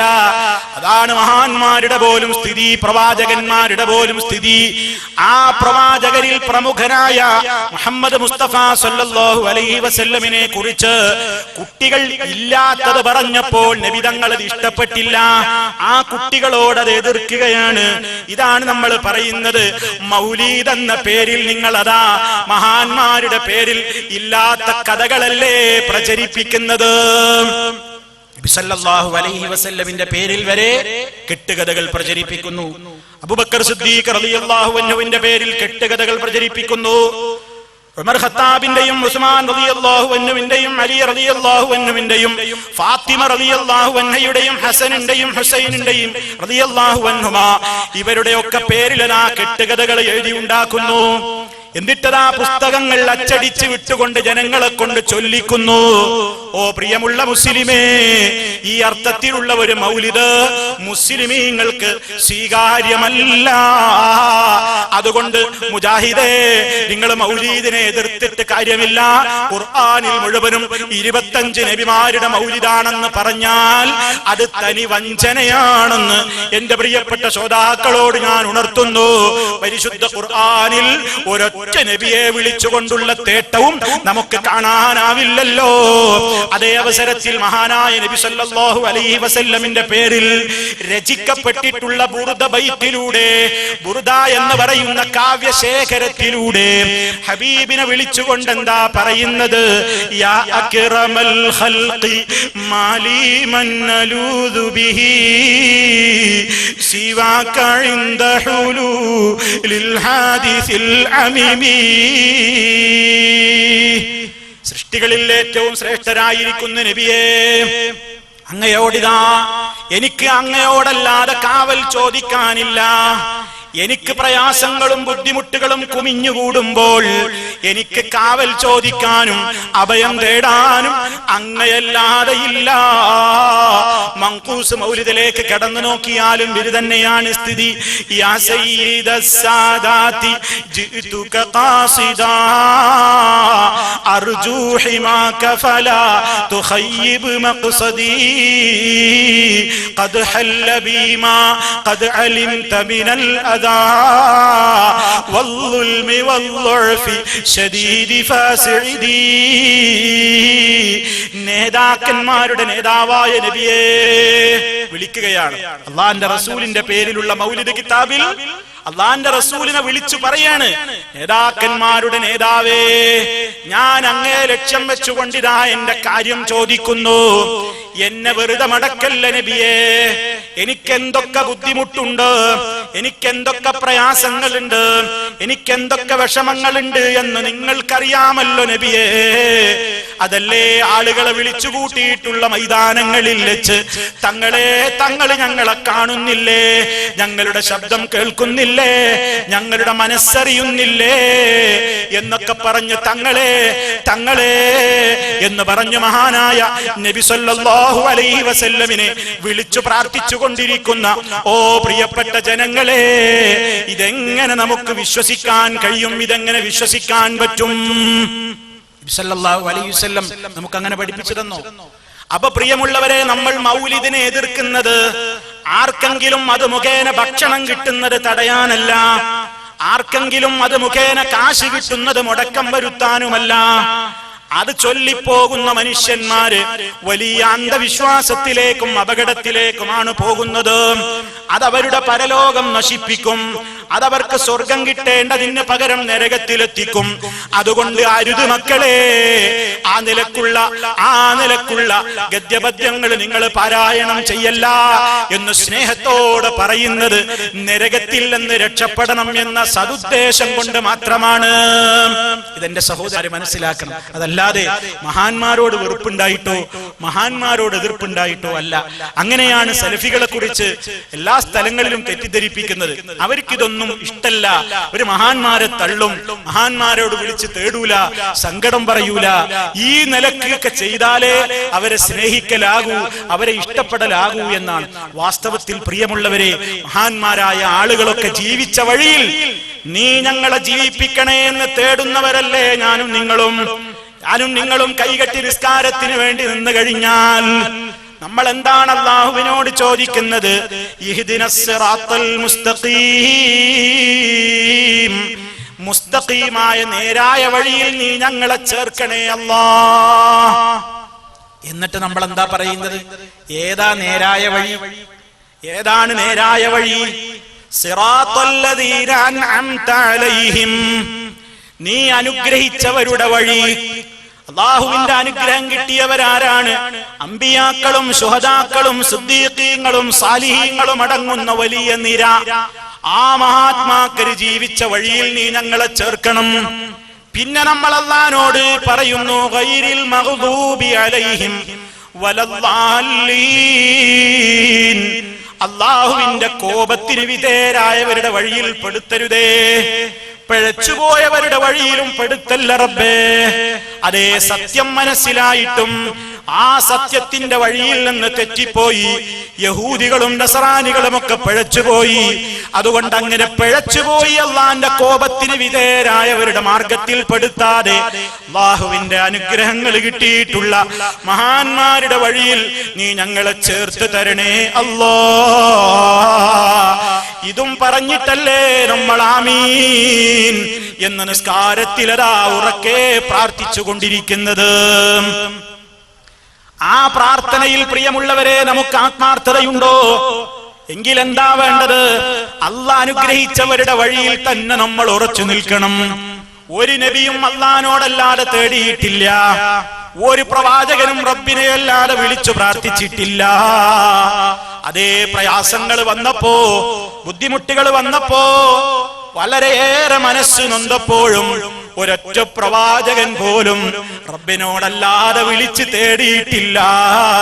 വിശുദ്ധ ഖുർആനിൽ കേൾക്കുന്നില്ലേ, കാഫ് ഹാ യാ ഐൻ സ്വാദ് ദിക്റു റഹ്മത്തി റബ്ബിക അബ്ദഹു സകരിയ്യാ ഇദ് നാദാ റബ്ബഹു നിദാഅൻ ഖഫിയ്യാ قال رب إني وهن العظم مني واشتعل الرأس شيبا ولم أكن بدعائك رب شقيا وإني خفت الموالي من ورائي وكانت امرأتي عاقرا فهب لي من لدنك وليا يرثني ويرث من آل يعقوب واجعله رب رضيا.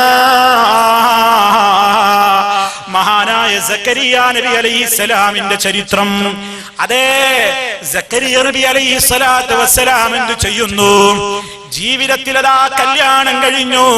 കല്യാണം കഴിഞ്ഞിട്ടതാ ദമ്പതികൾക്ക് ഏറ്റവും വലിയ ആശ എന്തായിരിക്കും? ഒരു കുഞ്ഞിക്കാല് കാണാനുള്ള മോഹം.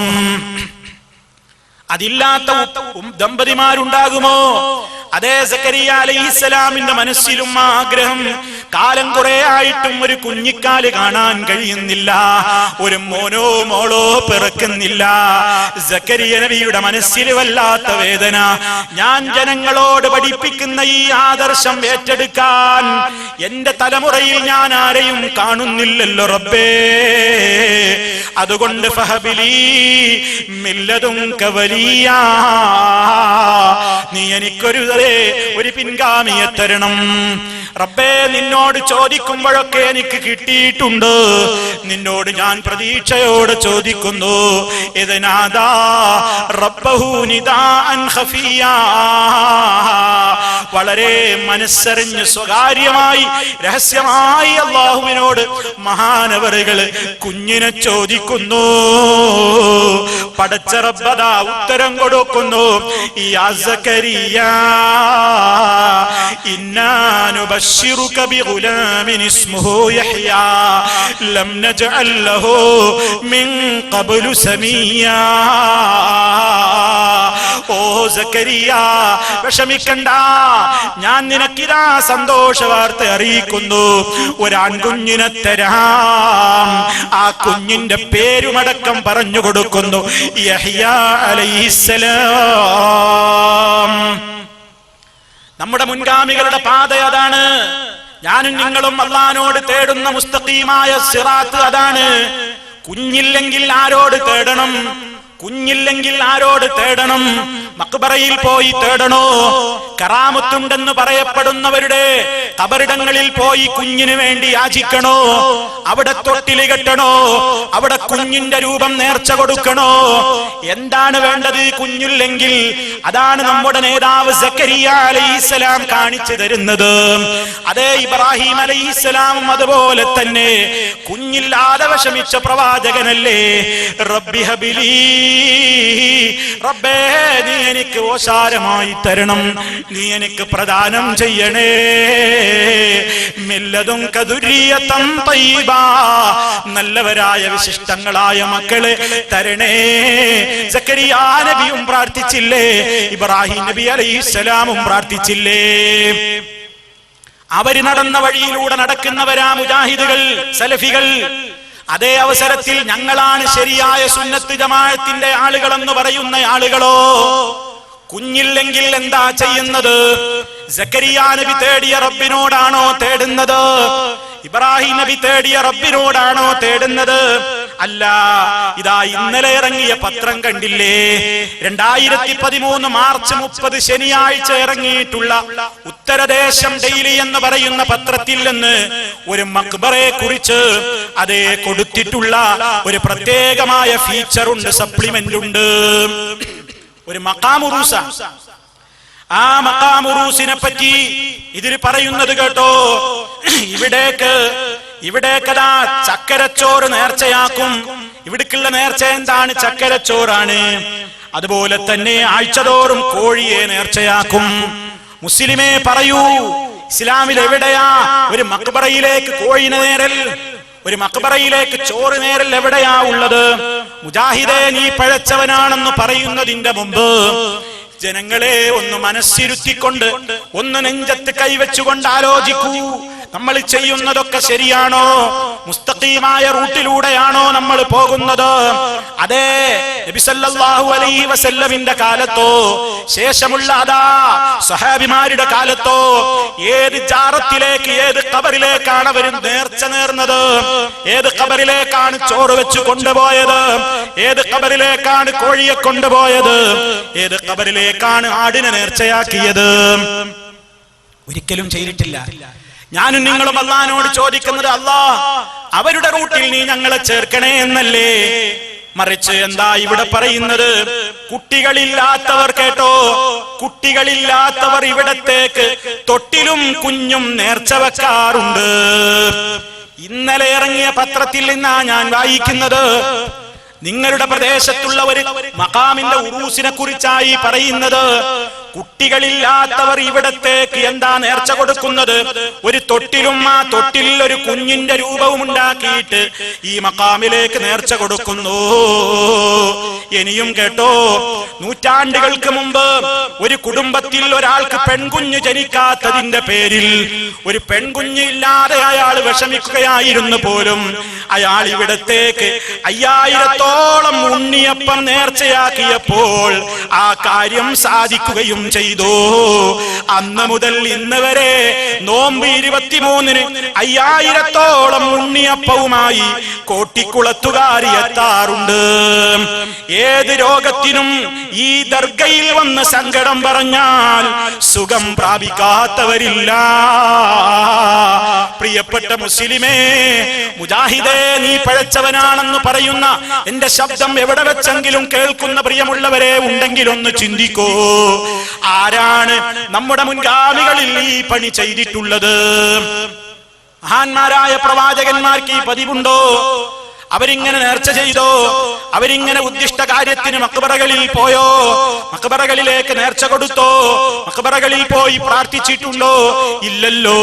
അതുകൊണ്ടതാ വാസ്തവത്തിൽ പുത്തൻവാദികൾ ആരാണെന്നോ, അല്ലാഹുവിന്റെ റസൂലിനും സഹാബത്തിനും അമ്പിയാക്കൾക്കുമെന്നും പരിചയമില്ലാത്ത പുതിയ വിശ്വാസങ്ങളും പുതിയ ആചാരങ്ങളും പുതിയ സമ്പ്രദായങ്ങളും ഇസ്ലാമിന്റെ പേരിൽ കൊണ്ടുവന്നവരല്ലേ വാസ്തവത്തിൽ പുത്തൻവാദികളെന്ന് എന്റെ ശബ്ദം ശ്രവിക്കുന്ന ഉമ്മപെങ്ങന്മാർ, സഹോദരീ സഹോദരന്മാർ ചിന്തിക്കണേ.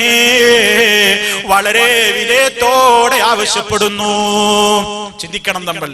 എന്നിട്ട് ഇവരാണ് പറയുന്നത് മുജാഹിദുകൾ പഴച്ചുപോയി, മുജാഹിദുകൾ പഴച്ചുപോയി.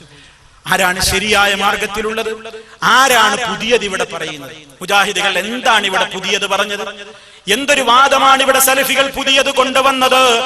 അല്ലാഹുവിനോട് മാത്രമേ പ്രാർത്ഥിക്കാവൂ, അല്ലാഹുവിനെ മാത്രമേ ആരാധിക്കാവൂ, അല്ലാഹുവിന് വേണ്ടി മാത്രമേ നേർച്ച വഴിപാടുകൾ അർപ്പിക്കാവൂ, അല്ലാഹുവിന് വേണ്ടി മാത്രമേ ബലിയർപ്പിക്കാവൂ എന്ന് പറഞ്ഞതാണോ പുത്തൻവാദം? എങ്കിൽ പ്രവാചകന്മാരൊക്കെ അതാണ് പഠിപ്പിച്ചത്. അതേ അവസരത്തിൽ കുഞ്ഞില്ലെങ്കിൽ തൊട്ടിലും കുഞ്ഞിനെയും നേർച്ചയാക്കുക, ഉണ്ണിയപ്പം ആയിരക്കണക്കിന് നേർച്ചയാക്കുക, അപ്പക്കൊട്ടകൾ ദർഗകളിലേക്കും മഖാമുകളിലേക്കും കൊണ്ടുപോവുക, അവിടെ പോയി പ്രാർത്ഥിക്കുക, രോഗശമനത്തിന് വേണ്ടി തേടൽ. ദർഗയിൽ പോയിട്ടാണോ വേണ്ടത്? മഹാനായ പ്രവാചകൻ അയ്യൂബ് നബി അലൈഹിസ്സലാം വഅയ്യൂബ ഇദ് നാദാ റബ്ബഹു അന്നീ മസ്സനിയൽ ളുർറു വഅൻത അർഹമുർ റാഹിമീൻ. അർഹമുർ റാഹിമീനായ അല്ലാഹുവിങ്കലേക്കതാ തന്റെ സങ്കടം പറയുന്നു അയ്യൂബ് നബി അലൈഹിസ്സലാം. വിഷമം ബാധിച്ചിരിക്കുന്നു റബ്ബേ. രോഗം പിടിച്ച് കഷ്ടപ്പെട്ട നേതാവ് അയ്യൂബ് നബി അലൈഹിസ്സലാം അല്ലാഹുവിനോട് സങ്കടം പറയുന്നു. ഇവിടെയോ ദർഗയിൽ പോയി പ്രാർത്ഥിക്കുന്നു. അതെ, ഇത് ഇസ്ലാം അല്ല പ്രിയമുള്ളവരെ. എന്നാ പിന്നെ മക്ബറയിൽ പോകാൻ പാടില്ലേ? ഒരു ഖബറും പോയി കാണാൻ പാടില്ലേ? ആരും അത് പറഞ്ഞിട്ടില്ല പാടില്ലെന്ന്. ഖബർ സിയാറത്ത് എന്ന ഓമനപ്പേരിട്ടിട്ടാണ് ഈ ശിർക്കൻ കൂത്താട്ടങ്ങളൊക്കെ ചെയ്യുന്നത്. ഈ ശിർക്കുകളൊക്കെ ചെയ്യുന്നത് ഞങ്ങൾ സിയാറത്താ ചെയ്യുന്നത് എന്ന് പറഞ്ഞുകൊണ്ടാണ്. വാസ്തവത്തിൽ ഒന്ന് ചിന്തിക്കൂ, സിയാറത്ത് എന്ന് പറഞ്ഞാൽ അതേ സന്ദർശനം എന്നല്ലേ അതിന്റെ അർത്ഥം? നമ്മുടെ കുടുംബത്തിൽ എന്തോ അല്ലാത്തവരായിട്ടോ ധാരാളം ആളുകൾ മരണപ്പെട്ട് കിടക്കുന്നില്ലേ, മക്ബറകളിൽ കിടക്കുന്നില്ലേ? ഇടക്കിടക്ക് ആ ഖബറുകളൊന്ന് പോയി കണ്ടുകൂടെ? അവർക്ക് വേണ്ടി അല്ലാഹുവിനോട് പ്രാർത്ഥിച്ചുകൂടെ? അതല്ലേ നബി തങ്ങൾ പഠിപ്പിച്ചു തന്ന സിയാറത്ത്. അതുകൊണ്ട് നമുക്ക് രണ്ട് നേട്ടമില്ലേ പ്രിയമുള്ളവരെ? ഒന്ന്, നമ്മുടെ പ്രാർത്ഥന അല്ലാഹ് സ്വീകരിച്ചുവെങ്കിൽ അല്ലാ എന്റെ ഉമ്മാക്ക് പുറത്തു കൊടുക്കണേ, എന്റെ ഉപ്പാക്ക് പുറത്തു കൊടുക്കണേ, എന്റെ ഉപ്പാപ്പാക്ക് പുറത്തു കൊടുക്കണേ, എന്റെ പെങ്ങൾക്ക് പുറത്തു കൊടുക്കണേ, ഈ ഖബറിലുള്ള മുസ്ലിമിന് പുറത്തു കൊടുക്കണേ അല്ലാ എന്ന പ്രാർത്ഥന അല്ലാഹ് സ്വീകരിച്ചെങ്കിൽ ദുആ ചെയ്തതിന്റെ കൂലിയും നമുക്ക് കിട്ടി. ആ പ്രാർത്ഥന കബൂലായിട്ടുണ്ടെങ്കിൽ അതാ ആ ഖബറിൽ കിടക്കുന്ന വ്യക്തിക്ക് അല്ലാഹ് ശാന്തി നൽകില്ലേ? അതും മാത്രമല്ല പിന്നെയോ നമുക്ക് മരണചിന്തയുണ്ടാകില്ലേ? ഖബർ കാണുമ്പോ ഞെട്ടാത്തവരായിട്ടാരാ ഉള്ളത്? ഖബറെന്നു കേട്ടാൽ തൽക്ഷണം ഞെട്ടേണ്ടതാ, കണ്ടാലുടൻ വാവിട്ട് നീ കരയേണ്ടതാ. മേടയ്ക്ക് പകരം മാളമാ സുബ്ഹാനാ റബ്ബി, അതിൽ കിടക്കേണ്ടതാണ് അസ്മാനാ. എത്രയെത്ര ഖബറുകൾ കുഴിച്ചത് നമ്മൾ കണ്ടു. ആ ഖബർ കാണുമ്പോ തോന്നുന്നില്ലേ? അടക്കം ചെയ്യപ്പെട്ട ഖബറുകളെ കാണുമ്പോ നമുക്ക് തോന്നുന്നില്ലേ? അതെ, ഞാൻ എന്തിനാ ഇങ്ങനെ റബ്ബിനെ ധിക്കരിച്ച് ജീവിക്കുന്നത്? എത്ര കാലമാണ് എന്റെ ജീവിതം? എത്ര കാലമാണ് പടച്ചവന് എതിരായിക്കൊണ്ട് ഞാൻ എന്റെ ഹറാമുകളിലൂടെയുള്ള ജീവിതം? പറ്റില്ലല്ലോ. ഒന്ന് മതിയാക്കണം, ഒന്ന് തിരിഞ്ഞു നോക്കണം, ഒന്ന് നന്നായി ജീവിക്കണം, ഒന്ന് പടച്ചവനെ പേടിച്ച് ജീവിച്ചാലേ ആരാരുമില്ലാത്ത ഈ മണ്ണറക്കൂട്ടിൽ വന്ന് കിടക്കുമ്പോൾ എനിക്ക് സമാധാനം കിട്ടുകയുള്ളൂ എന്ന മരണചിന്തയും പരലോകബോധവും ഉണ്ടാക്കിയെടുക്കുവാൻ ഉതകുന്ന നിലക്ക് സിയാറത്ത് ചെയ്തോ. അതല്ലേ മുത്ത് മുസ്തഫ സല്ലല്ലാഹു അലൈഹി വസല്ലമ പഠിപ്പിച്ചു തന്ന സിയാറത്ത്. ഈ സിയാറത്ത് ചെയ്യുന്നവരാണ് സലഫികൾ. ഇതിനെ നമ്മൾ എതിർത്തിട്ടില്ല. അതേ അവസരത്തിൽ സിയാറത്ത് എന്ന പേരിൽ നടക്കുന്നത് എന്താ? ഖബറിങ്ങൾ പോകുന്നു. മഹാന്മാരുടേതാണെങ്കിൽ ആ ഖബറത ഭൂമിയിൽ നിന്ന് ഒരുപാട് ഉയരത്തിൽ കെട്ടിപ്പടുക്കുന്നു. അവിടെ തന്നെ വന്നു ഒന്നാമത്തെ ഹറാമ്. ഒരു ഖബറും എത്ര മഹാന്റതാണെങ്കിലും ഭൂമിയിൽ നിന്ന് ഒരു ചാണിലപ്പുറം ഉയർത്താൻ പാടില്ല. നമ്മുടെ മുഹമ്മദ് മുസ്തഫ സല്ലല്ലാഹു അലൈഹി വസല്ലമിന്റെ ഖബർ, അബൂബക്കർ സിദ്ദീഖ് റളിയല്ലാഹു അൻഹുവിന്റെ ഖബർ, ഉമർ ഖത്താബ് റളിയല്ലാഹു അൻഹുവിന്റെ ഖബർ, അതേ മദീനയിലുള്ള ഒരേ റൂമിലല്ലേ 3 ഖബറുകളും ഉള്ളത്. അത് കണ്ട മഹാന്മാര് പറഞ്ഞിട്ടുണ്ട്, ഒരു ചാണിലപ്പുറം ആ ഖബറുകളൊന്നും ഉയർത്തപ്പെട്ടതായി ഞങ്ങൾ കണ്ടിട്ടില്ല. അവരെക്കാൾ ഒരു മഹാന്മാർ ഇനി കാസർഗോഡ് ഉണ്ടാവോ? കേരളത്തിലുണ്ടാകുമോ? ഇന്ത്യയിലുണ്ടാകുമോ? ഇന്ത്യക്ക് പുറത്തുണ്ടാകുമോ? ഇല്ല. ആ മഹാന്മാരുടെയൊക്കെ ഖബർ അത്രയല്ലേ ഉയരമുള്ളൂ. അതിലപ്പുറം ഒരു ഖബർ ഉയർത്തുന്നത് തോന്നിവാസമാണ്, ഹറാമാണ്, ഇസ്ലാം വിലക്കിയതാണ്. ഭരണാധികാരികൾക്ക് അധികാരമുണ്ടെങ്കിൽ പൊളിച്ചു നീക്കണമെന്ന് കൽപ്പനയുള്ള നിയമമാണ്. അപ്പോൾ ഖബർ സിയാറത്ത് എന്ന ഓമന പേരിട്ട് മഖാമും ദർഗയും ഉറൂസും ഒക്കെ സംഘടിപ്പിക്കുന്ന ജാറങ്ങൾ ഉണ്ടാക്കുന്ന ആളുകളതാ ഖബർ കെട്ടിപ്പടുക്കുന്നു. എന്നിട്ട് സിയാറത്തിനെന്ന് പറഞ്ഞിട്ട് അവിടെ ചെന്നിട്ട് എന്താ പണി? അതിന്മേൽ തുണി മൂടുന്നു. നബി സല്ലല്ലാഹു അലൈഹി വസല്ലം ഏത് ഖബറിന്റെ പുറത്താണ് തുണി മൂടിയത്? നബി സല്ലല്ലാഹു അലൈഹി വസല്ലം ചെയ്തിട്ടില്ല. അതെ, ഇനിയും ചിന്തിച്ചോ. സിയാറത്ത് എന്ന് പറഞ്ഞിട്ട് പിന്നെ എന്താ ചെയ്യുന്നത്? ആ ഖബർ തൊട്ടുമുത്തുന്നു, ഖബറിന്മേൽ ചുംബിക്കുന്നു, സുജൂദിന്റെ കോലത്തിൽ നെറ്റിവെച്ച് കിടക്കുന്നു. പല സ്ഥലങ്ങളിലും ആ ഖബറിന്റെ ചുറ്റുമതാ തവാഫ് ചെയ്യുന്നു. അവിടെ അവരിൽ നിന്ന് ആഗ്രഹങ്ങൾ നേടിക്കിട്ട എന്ന ഉദ്ദേശത്തോടുകൂടി വിളക്ക് കൊളുത്തുന്നു. അവിടെയുള്ള കൊടിയെടുത്ത് തലയിൽ വെക്കുന്നു. അവിടെ അതാ കിടന്നുകൊണ്ട് കരയുന്നു. മുസ്ലിമേ, നബി സല്ലല്ലാഹു അലൈഹി വസല്ലമിന്റെ കാലത്ത് ആരാണ് ഈ നിലക്കൊരു സിയാറത്ത് പഠിപ്പിച്ചു തന്നത്? ഇതാ മുജാഹിദുകൾ പറയുന്നത്. ഈ നിലക്കൊരു സിയാറത്തില്ല. മറിച്ചെന്ത് വേണം? നമ്മൾ ജനങ്ങളെ പഠിപ്പിക്കണം, നമ്മുടെ മക്കളെ പഠിപ്പിക്കണം. നമ്മൾ മരിച്ചാലും നമ്മുടെ മക്കൾ നമ്മുടെ ഖബറിന്റെ അടുത്ത് വന്നുകൊണ്ടും അല്ലാതെയും ഒക്കെ ദുആ ചെയ്യണം. റബ്ബിർഹംഹുമാ കമാ റബ്ബയാനി സഗീറാ. എന്റെ മാതാപിതാക്കൾക്ക് നീ റഹ്മത്ത് കൊടുക്കണേ അല്ലാഹ്. ജീവിച്ചിരിക്കുന്ന കാലത്തും നമ്മൾ മരിച്ചു കഴിഞ്ഞാലും നമ്മുടെ അരുമ സന്താനങ്ങൾ നമുക്ക് വേണ്ടി ദുആ ചെയ്യുന്ന മക്കളാകണം. അതാണ് ശരിയായ സിയാറത്ത്, അതാണ് ശരിയായ പ്രാർത്ഥന. മറിച്ച് ഖബറാളിയോട് പ്രാർത്ഥിക്കുന്ന, ഖബറാളിയോട് സങ്കടം പറയുന്ന, എന്റെ രോഗം മാറ്റി തരണേ, എനിക്ക് സന്താനത്തെ തരണേ, എന്റെ വിസ ശരിയാക്കി തരണേ, എനിക്ക് പെൺകുഞ്ഞിനെ തരണേ, എനിക്ക് ആൺകുഞ്ഞിനെ തരണേ എന്നിങ്ങനെ അവരോട് പോയി കാര്യസാധ്യത്തിന് വേണ്ടി അവരെ വിളിച്ചുകൊണ്ട് സങ്കടം പറഞ്ഞ് കരഞ്ഞ് പ്രാർത്ഥിക്കുന്ന സിയാറത്ത് ഇസ്ലാമിലെ സിയാറത്തല്ല, അത് ശിർക്കൻ സിയാറത്താണ്. ഇതാ മുജാഹിദുകൾ പറയുന്നത്. ഇതിലാർക്കാ തർക്കം? ആരാ സിറാത്തുൽ മുസ്തഖീമിലുള്ളത്? ആരാണ് സിറാത്തുൽ മുസ്തഖീമിലുള്ളത്? ലോകത്തേതെങ്കിലും ഒരു പടപ്പിനോട് നമുക്ക് പ്രാർത്ഥിക്കാൻ വകുപ്പുണ്ടോ? ഉണ്ടെങ്കിൽ നമുക്ക് തേടേണ്ടത് നമ്മുടെ നേതാവായ മുഹമ്മദുർ റസൂലുള്ളാഹി സ്വല്ലല്ലാഹു അലൈഹി വസല്ലമിനോടായിരുന്നില്ലേ?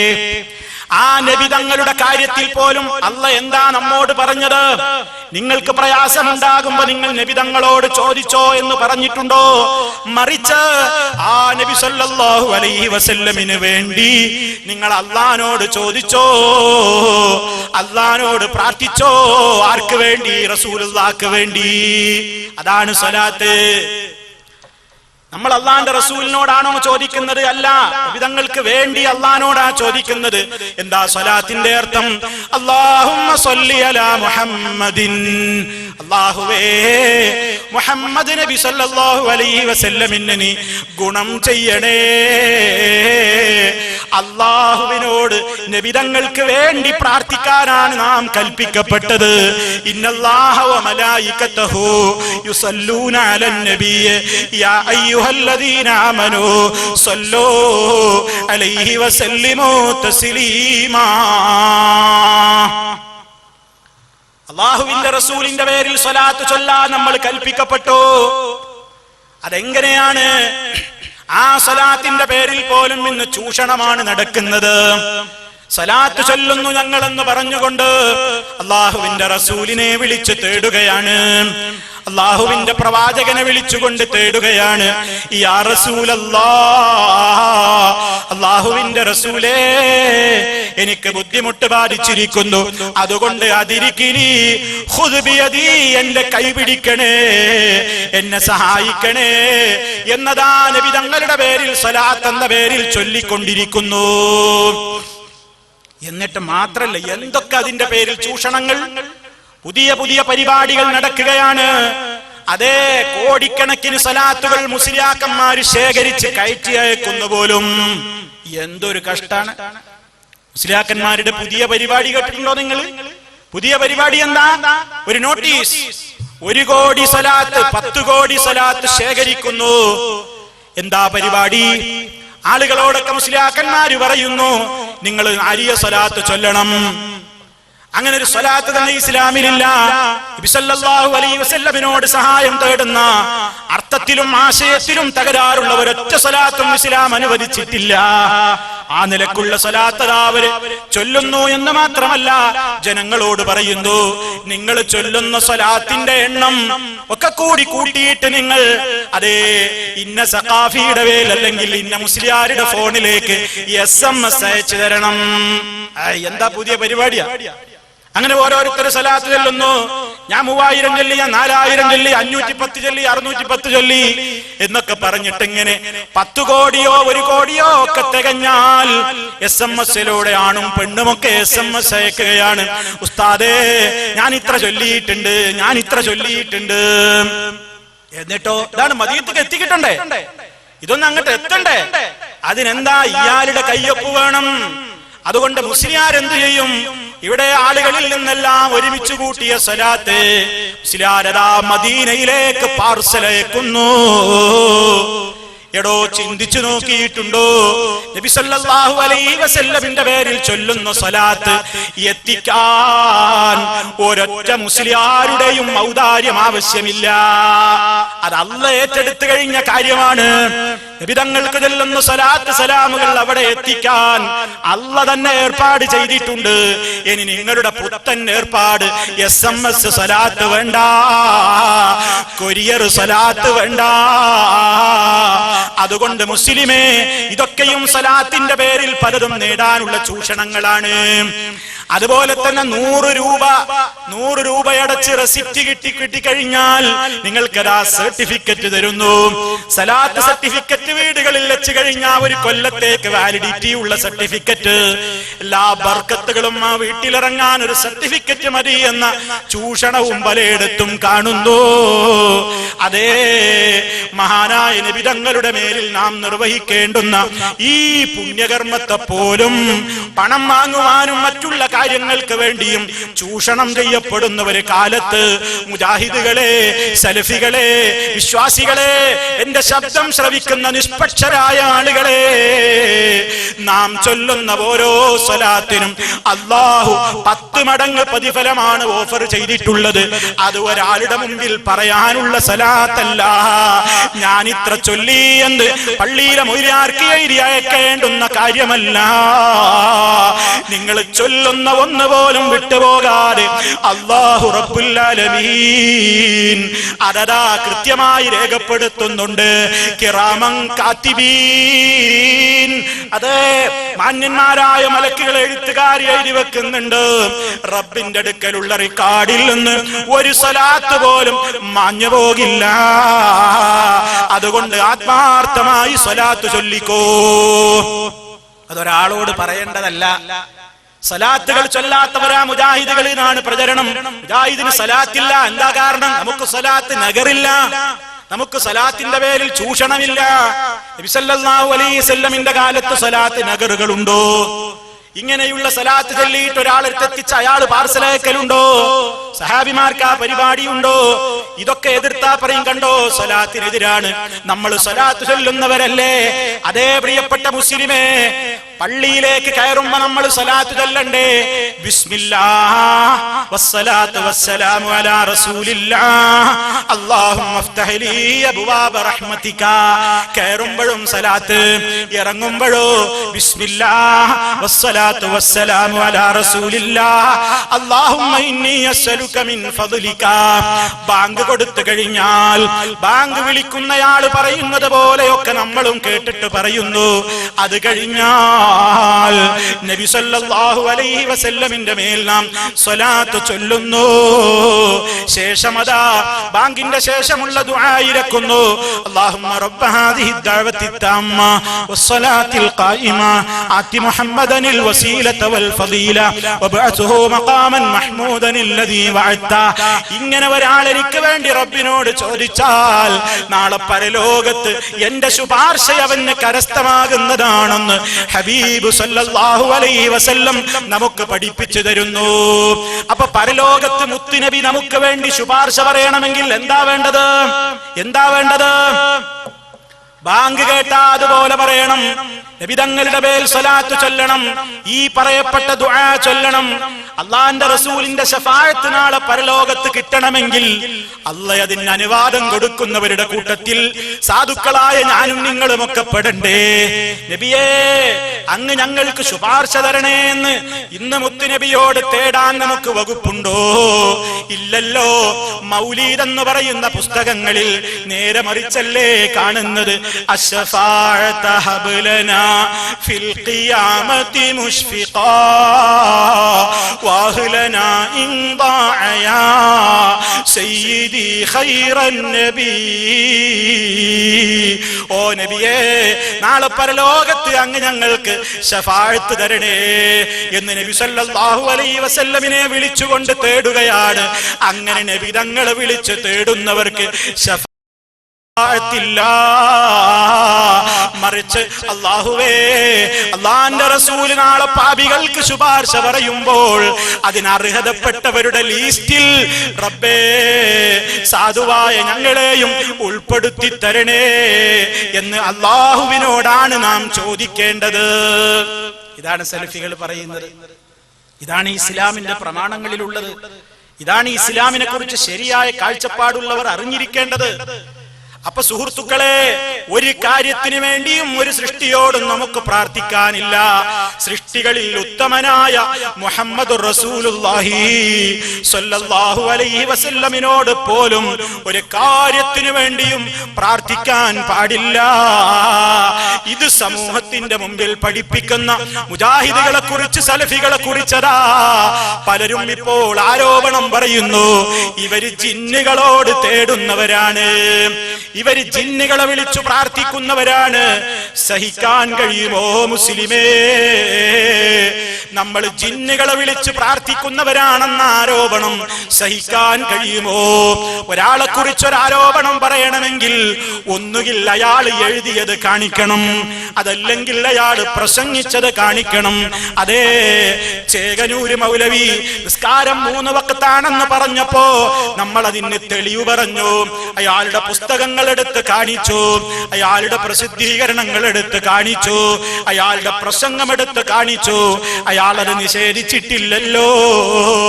അതേപോലെ തന്നെ ഇവിടെ മരിച്ചു മൺമറഞ്ഞു പോയ മഹാത്മാക്കള് നമ്മുടെ വിളി കേൾക്കും, നമ്മെ അവര് കാണും, നമ്മുടെ അടുക്കൽ അവർ ഹാദിറാകും എന്ന് വിശ്വസിക്കുന്ന അത്തരത്തിലുള്ള അന്ധവിശ്വാസത്തിന്റെ പേരിൽ ഖബറുകളെ സമീപിക്കുന്നവരും അല്ലാത്തവരുമായ ആളുകളോട് നിങ്ങളതാ ഈ പ്രവൃത്തി ചെയ്യുന്നു എന്ന് പറയുമ്പോ അവര് ഞങ്ങളത് ചെയ്യുന്നില്ല എന്ന് ഇന്നവരെ പറഞ്ഞിട്ടില്ല. മറിച്ച് അവരൊക്കെ എന്താ പറയല്? ഞങ്ങൾ അങ്ങനെ ചെയ്യുന്നവരാണ്, ഞങ്ങൾ അങ്ങനെ പ്രാർത്ഥിക്കുന്നവരാണ്, ഞങ്ങൾ കബറങ്ങ പോയ മഹാത്മാക്കളോട് പ്രാർത്ഥിക്കാറുണ്ട്, ഞങ്ങൾക്കത് പറയുന്നതിൽ ഒരു വിഷമവുമില്ല എന്നവരും സമ്മതിക്കുന്നു. അതേ അവസരത്തിലതാ മുജാഹിദുകളായ ആളുകളെ കുറിച്ച് പറയുന്നു, ഇവര് ജിന്നുകളോട് പ്രാർത്ഥിക്കുന്നവരാണ്. അതേ സക്കരിയ സലാഹിയെ കുറിച്ച്, അതുപോലെ തന്നെ പലരെ കുറിച്ചും, അതേ ഈ ഉള്ളവനെ കുറിച്ചുമൊക്കെ അതാ ഓരോരുത്തര് പോയിട്ട് ഫസാദ് പറയുന്നു. അയാള് ശിർക്കിന്റെ ആളാണ്, അയാള് ജിന്നിനെ വിളിച്ചു പ്രാർത്ഥിക്കുന്നയാളാണ്, ഇവരിപ്പോ ജിന്നൂരികളാണ്, ഇവര് ജിന്നിനെ വിളിച്ചു തേടുന്നവരാണ്. അതേ ഈ ഫസാദ് പറയുമ്പോൾ നിങ്ങളുടെ കാതുകളിൽ ഈ ഫസാദ് കുറുകിത്തരാൻ വേണ്ടി വരുന്ന അത്തരത്തിലുള്ള ആളുകളോട് നിങ്ങൾ ചോദിക്കോ, തെളിവെവിടെ? എവിടെയാണ് തെളിവുള്ളത്? ആരാണ് ജിന്നിനോട് തേടൽ അനുവദനീയമാണെന്ന് പറഞ്ഞത്? ഭൗതിക കാര്യത്തിനാണെങ്കിലും അഭൗതിക കാര്യത്തിനാണെങ്കിലും, അതേ മരുഭൂമിയിൽ വെച്ചാണെങ്കിലും വിജനപ്രദേശത്ത് വെച്ചാണെങ്കിലും ഒരു സ്ഥലത്ത് വെച്ചാണെങ്കിലും റബ്ബിനോടല്ലാത്ത ഒരു പ്രാർത്ഥന പാടില്ല എന്ന് കണിശമായി ലോകത്തോട് പഠിപ്പിക്കുന്ന മുജാഹിദ് പ്രസ്ഥാനത്തെ കുറിച്ചതാ ഒന്നും പറയുവാൻ, എന്തെങ്കിലും പറഞ്ഞാ ജനം സ്വീകരിക്കില്ലെന്ന് കാണുമ്പോൾ ഏറ്റവും മുജാഹിദുകൾ സ്നേഹിക്കുന്ന ആ തൗഹീദിന്റെ പേരിൽ തന്നെ കള്ളം പറഞ്ഞു കഴിഞ്ഞാൽ അയാൾ ശിർക്കിലേക്ക് പോയി, അയാൾ മുശ്രിക്കാണ്, അയാൾ ജിന്നിനെ വിളിച്ചു പ്രാർത്ഥിക്കുന്നവനാണെന്ന് പറഞ്ഞാൽ അതേ വിശ്വസിക്കാൻ ആളെ കിട്ടുമെന്നാണ് പലരും തെറ്റിദ്ധരിച്ചത്. അതുകൊണ്ട് അത്തരത്തിലുള്ള ഫസാദുകൾ കേൾക്കുമ്പോ നിങ്ങൾക്കൊരു ഉത്തരവാദിത്തമുണ്ട് പ്രിയമുള്ളവരെ. ഈ ആരോപിക്കപ്പെടുന്ന ആളുകളൊക്കെ അതേ ഇന്ന് ഹയാത്തിലുള്ളവരല്ലേ? നിങ്ങൾക്കൊന്ന് വിളിച്ചു ചോദിച്ചുകൂടെ? നിങ്ങൾ ജിന്നിനോട് വിളിച്ചു പ്രാർത്ഥിക്കാമെന്ന വാദം നിങ്ങൾക്കുണ്ടോ? ജിന്നിനെ വിളിച്ച് തേടിക്കോളാൻ നിങ്ങൾ എഴുതിയിട്ടുണ്ടോ? നിങ്ങൾ പ്രസംഗിച്ചിട്ടുണ്ടോ? അത് ചോദിക്കാൻ തയ്യാറില്ലാതെ, അത് ചോദിക്കാൻ സമ്മതിക്കാതെ അതേ ആളുകളുടെ മുമ്പിൽ ഇത്തരം ഫിത്തിനകൾ പറയുന്ന കള്ളവാദികളെ കുറിച്ച് സൂക്ഷിക്കണേ എന്നാണ് വളരെ വിനയത്തോടെ എനിക്ക് പറയാനുള്ളത്. മുജാഹിദുകളുടെ പേരിൽ ശിർക്ക് ആരോപിക്കുന്ന പരിപാടി കുറെ കാലമായി പലരും തുടങ്ങിയിട്ട് അതേ അവരല്ലാഹു അല്ലാത്ത ജിന്നുകളോടും മലക്കുകളോടും ഒക്കെ പ്രാർത്ഥിച്ചുകൊണ്ട് അതേ ശിർക്കിലേക്ക് പോയി എന്ന് ഈ പ്രസ്ഥാനത്തിൽ നിന്ന് ഇടക്കാലത്ത് പിരിഞ്ഞുപോയ മടവൂർ വിഭാഗം പ്രചരിപ്പിച്ചപ്പോൾ മുജാഹിദ് പണ്ഡിതന്മാര് മുഴുവനും ഇല്ല, ഞങ്ങൾ ശിർക്കിലേക്ക് പോയിട്ടില്ല എന്ന് ഒറ്റക്കെട്ടായി സമുദായത്തിന്റെ മുമ്പിൽ 2012 വരെയും ഒറ്റക്കെട്ടായി പറഞ്ഞപ്പോൾ ഇപ്പോഴിതാ അവരുടെ വാദം നിങ്ങൾ തൽക്കാലം വിശ്രമിക്കൂ, നിങ്ങൾക്ക് പറയാനുള്ളത് ഇനി ഞങ്ങൾ പറഞ്ഞോളാം എന്ന് പറഞ്ഞുകൊണ്ട് ചില ആളുകൾ രംഗത്ത് വന്നുകൊണ്ട് അതേ പഴകിപ്പിളിച്ച് ആരോപണമതാ സമൂഹത്തിന്റെ മുമ്പിലേക്ക് പിന്നെയും പ്രചരിപ്പിക്കുന്നു. അതുകൊണ്ട് പ്രിയമുള്ളവരെ, ഇത്തരത്തിലുള്ള കാര്യങ്ങൾ വെറും ആരോപണമാണ്. KJUവിന്റെ പേരിൽ ഇറക്കിയിട്ടുള്ള ജിന്ന് പിശാച് റുഖിയ ശർഇയ്യ എന്ന പുസ്തകത്തിൽ പോലും മുജാഹിദുകളുടെ പേരിൽ ഈ പറയുന്നത് ആരോപണമാണെന്ന് പറഞ്ഞിട്ടില്ലേ? കേരള നേതൃത്വത്തിൽ മുജാഹിദീനിന്റെ പ്രസിദ്ധീകരണാലയം പ്രസിദ്ധീകരിച്ചിട്ടുള്ള മുഹമ്മദ് അമാനി മൗലവിയദാ ജിന്നുകളുടെ ലോകത്തെ കുറിച്ച് വിശദമായി എഴുതിയിട്ടുള്ള പുസ്തകത്തിന്റെ ആമുഖത്തിലും പറഞ്ഞിട്ടില്ലേ, മുജാഹിദുകൾക്കൊരിക്കലും ഈ നിലക്ക് ജിന്നുകളെ വിളിച്ചു പ്രാർത്ഥിക്കാമെന്നോ തേടാമെന്നോ ഒരഭിപ്രായമില്ല. അവരെ കുറിച്ച് അങ്ങനെ വാദമുള്ളവരാണെന്ന് പറയുന്നത് കെട്ടുകഥയാണ്, വമ്പിച്ച കള്ളമാണ്. 2012 ഇറങ്ങിയ ഈ പുസ്തകത്തിൽ പോലും അത് പറഞ്ഞിട്ട് ഇപ്പോഴെന്തേ ചില ആളുകളതാ മുജാഹിദ് പ്രവർത്തകരുടെ മേൽ, മുജാഹിദുകളായ ആളുകളുടെ മേൽ, സലഫികളായ ആളുകളുടെ മേൽ ശിർക്ക് ആരോപിക്കുന്നു. നേരത്തെ നിങ്ങൾ കേട്ട് കഴിഞ്ഞില്ലേ ഇവിടെ? അതേ ആശംസ അർപ്പിച്ചപ്പോ CL ഇവിടെ ഓർമ്മപ്പെടുത്തിയില്ലേ? അതേ എന്താണ് ശിർക്കെന്ന് തൗഹീദ് എന്നറിയാതെ ഒരു നിലക്കും വിവരമില്ല ഓരോരുത്തരുടെ മുമ്പിൽ പോയിട്ട് പലരും പറയുന്നു ഇന്ന വ്യക്തി മുശ്രിക്കാണ്, അയാൾ ജിന്നിനോട് പ്രാർത്ഥിക്കുന്നവരാണ് എന്ന് പറയുന്ന എത്രയോ ആളുകളുണ്ട്. ഈ ആരോപകന്മാര് മനസ്സിലാക്കിക്കോ, വാക്കുകളെല്ലാം അളന്നു തൂക്കപ്പെടുന്ന പരലോകമെന്ന നാള് വരുന്നു. ചിന്തിക്കണം പ്രിയമുള്ളവരെ. അതുകൊണ്ട് എനിക്കെന്റെ ശബ്ദം ശ്രവിക്കുന്ന മുഴുവൻ ആളുകളോടും പറയാനുള്ളത്, മുജാഹിദ് പ്രസ്ഥാനം അതാ ഒരിക്കലും ജിന്നുകളെ രക്ഷിക്കണേ, ജിന്നുകളെ വിളിച്ച് സഹായം തേടാമെന്നോ അങ്ങനെ തേടണമെന്നോ അങ്ങനെ പ്രാർത്ഥിക്കാമെന്നോ ഒരിക്കലും പഠിപ്പിച്ചിട്ടില്ല. മുജാഹിദുകൾ ഒരിക്കലും അന്ധവിശ്വാസത്തിലേക്ക് ജനങ്ങളെ കൊണ്ടുപോയിട്ടില്ല. പണ്ട് നമ്മൾ എന്താണോ പറഞ്ഞതെങ്കിൽ അതിപ്പോഴും നമ്മൾ പറയുന്നു. പണ്ട് പറഞ്ഞത് മാറ്റമില്ലാതെ നമ്മൾ പറയുന്നു. അത് മന്ത്രത്തിന്റെ കാര്യത്തിലാണെങ്കിലും കണ്ണേറിന്റെ കാര്യത്തിലാണെങ്കിലും സിഹിറിന്റെ കാര്യത്തിലാണെങ്കിലും ഒക്കെ അതേ നബി സല്ലല്ലാഹു അലൈഹി വസല്ലം പഠിപ്പിച്ചയിടത്ത് നിന്ന് മാറിപ്പോകാൻ മുജാഹിദുകൾ തയ്യാറില്ല. ചിലർക്കൊക്കെ ചില ഹദീസുകളോട് അലർജിയാണ്.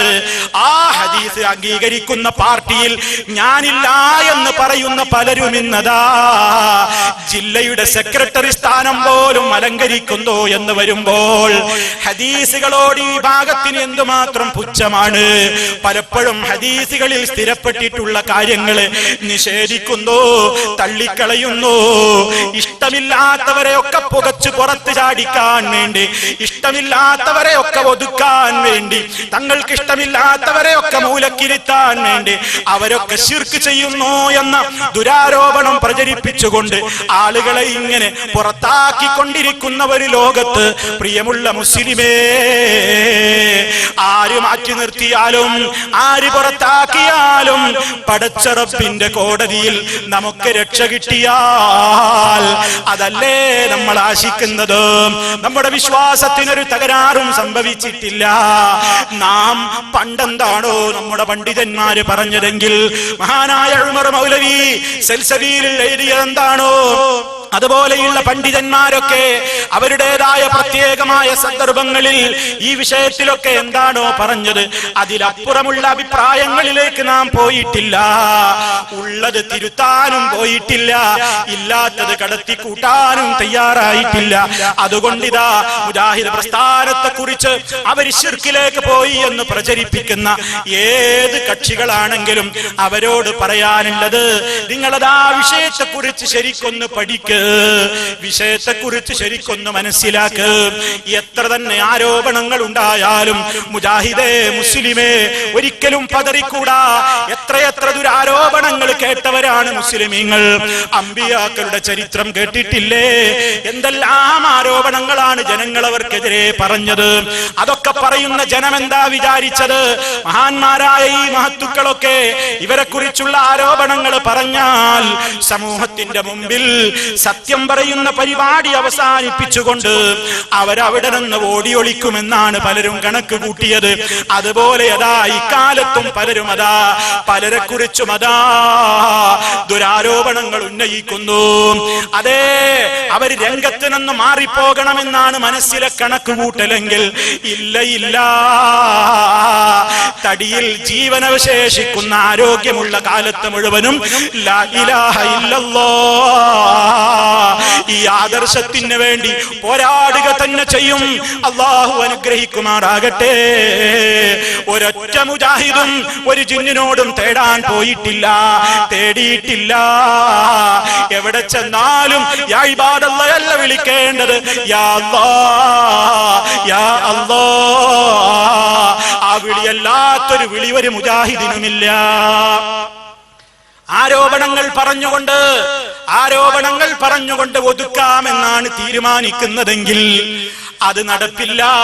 കാരണം ജനങ്ങൾ സത്യം മനസ്സിലാക്കി കഴിഞ്ഞിട്ടുണ്ട്. അതുകൊണ്ട് പ്രിയമുള്ളവരെ, ഇസ്ലാമികമായ കാര്യങ്ങളെ കുറിച്ച് എപ്പോഴും അതെ എന്താണ് ഓരോന്നിനും സത്യമായിട്ടുള്ള നിലപാടെടുക്കേണ്ടതെങ്കിൽ ആ നിലപാടുകൾ സ്വീകരിക്കേണ്ടവരാണ് മുജാഹിദുകളായ നമ്മളെന്ന് ഓർമ്മപ്പെടുത്തുന്നു. അതുപോലെ തന്നെ സഹോദരങ്ങളെ, നമ്മുടെ ജീവിതത്തിൽ നമുക്ക് സമാധാനം ഉണ്ടാകുന്നത് എങ്ങനെയാണ്?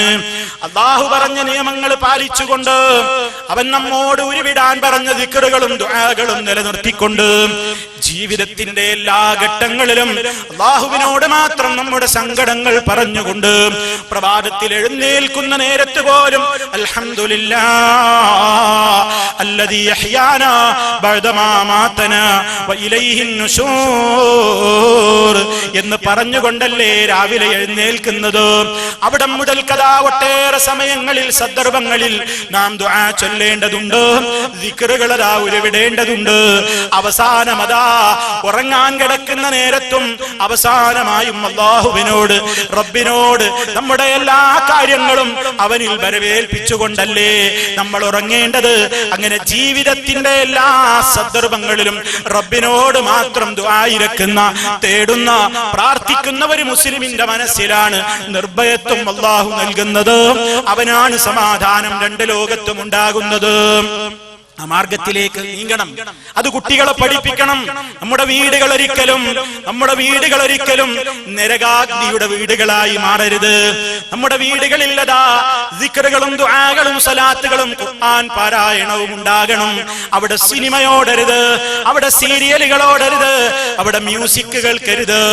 അതേ, അല്ലാഹു നൽകി അനുഗ്രഹിക്കുന്ന മൊബൈൽ എന്ന് പറയുന്ന ഏറ്റവും ഉപയോഗമുള്ള യന്ത്രം, ഇന്റർനെറ്റ് എന്ന് പറയുന്ന ഉപയോഗമുള്ള സംവിധാനം പടച്ച റബ്ബ് ഇഷ്ടപ്പെടാത്ത വഴികളിലേക്ക് തിരിക്കുന്ന കാലമാണിത്. പാതിരയായിരുന്നാലും നേരം പുലരുവോളം, മണിക്കൂറുകളോളം അതേ ഇഷ്ടപ്പെട്ടവരുമായി എന്നെ ആണ് പെണ്ണെന്ന വ്യത്യാസമില്ലാതെ സംസാരിച്ചുകൊണ്ട് അതേ പടച്ച റബ്ബിനോട് എതിര് പ്രവർത്തിക്കുന്ന കാലഘട്ടമാണ്. മെസ്സേജുകൾ വളരെ അശ്ലീലങ്ങളാണ്, ചിത്രങ്ങൾ അശ്ലീലങ്ങളാണ്. അത് പ്രചരിപ്പിക്കുന്നു. അത് ലോകത്തതാ പല രൂപത്തിൽ അതിന് പ്രചാരമുണ്ടാകുന്നു. നമ്മുടെ മക്കള് വഴിതെറ്റുന്നു, ഭാര്യമാര് വഴിതെറ്റുന്നു, ഭർത്താക്കള് വഴിതെറ്റുന്നു. അതിനൊക്കെ അതാ ഒളിച്ചോട്ടങ്ങൾ സംഭവിക്കുന്നു. മറ്റുള്ളവരുടെ കൂടെ പെൺകുട്ടികൾ ഇറങ്ങിപ്പോകുന്നു. ആരാണ് ഇതിനൊക്കെ ഉത്തരവാദികളായത്? സമൂഹത്തെ ഇത്തരത്തിലുള്ള ഒളിച്ചോട്ടങ്ങൾക്ക് പ്രേരിപ്പിക്കുന്ന നിലക്കുള്ള കഥകളും സിനിമകളും സീരിയലുകളുമൊക്കെ സമൂഹത്തിന്റെ മുമ്പിലേക്ക് അതാ നിർബാധം പ്രചരിപ്പിക്കപ്പെടുന്നു.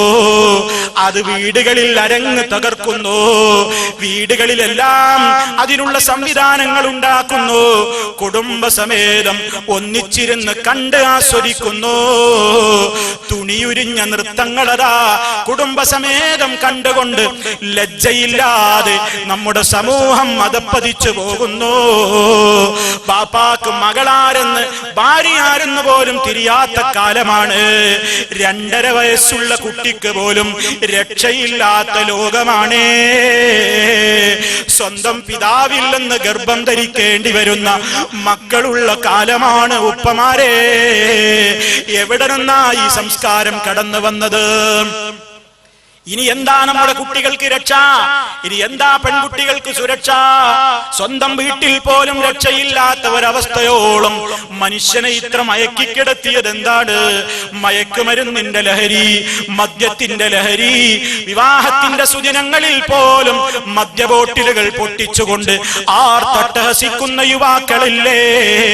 വിവാഹത്തിന്റെ തലേന്നതാ കുടിച്ചു പൂസായി കിടക്കുന്ന മുസ്ലിം ചെറുപ്പക്കാരില്ലേ? തോന്നിവാസങ്ങൾ കാണിക്കുന്ന ആളുകളില്ലേ? പടച്ച റബ്ബ് തന്നതല്ലേ പ്രിയമുള്ള മുസ്ലിമേ പണം. ആ പണം കൊണ്ട് റബ്ബിന് ഇഷ്ടമില്ലാത്തത് ചെയ്യാൻ നമുക്ക് പാടുണ്ടോ? അത്തരത്തിലുള്ള കാര്യങ്ങൾക്ക്, തോന്നിവാസങ്ങൾക്ക് വേണ്ടിയതാ സമൂഹത്തിലെ പല ചാനലുകളും മത്സരിക്കുകയാണ്.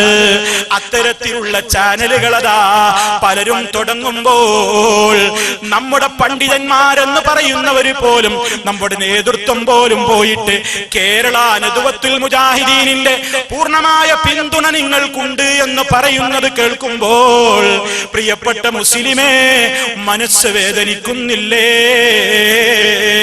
ഏതെങ്കിലും ഒരു വ്യക്തി ചെയ്യുന്നത് പോലെയാണോ ഇത്? മഹത്തായ നമ്മുടെ സംഘടനക്കൊരു പാരമ്പര്യമില്ലേ? കേരള നദ്വത്തുൽ മുജാഹിദീൻ എന്ന KNM-ന്റെ പ്രഥമ പ്രസിഡന്റ് ആയിരുന്നില്ലേ KM മൗലവി റഹിമഹുല്ലാഹ്? ആ KM മൗലവി സാഹിബ് 1957 സൗദി അറേബ്യയിൽ പോയിട്ട് വന്നപ്പോൾ, ഹജ്ജിന് പോയി തിരിച്ചു വന്നപ്പോൾ സൗദി അറേബ്യയിലെ ചില ടിവികളിൽ നിന്ന് നേരിയ രൂപത്തിലുള്ള മ്യൂസിക്കുകൾ കേട്ടപ്പോൾ മഹാനായ KM മൗലവിയുടെ മനസ്സ് വേദനിച്ചു പോയി. മഹാനവറുകൾ ഇവിടെ വന്നിട്ട് സൗദി അറേബ്യയിലേക്ക് കത്തയച്ചു. എന്താണ്? കേരളത്തിലെ സലഫികളായ ഞങ്ങളുടെ പ്രതിനിധി എന്ന നിലക്ക്, ഓ സൗദിയിലെ രാജാവേ എന്ന് പറഞ്ഞുകൊണ്ട് ആ രാജാവിനതാ സ്നേഹത്തോടെ കത്തയക്കുന്നു.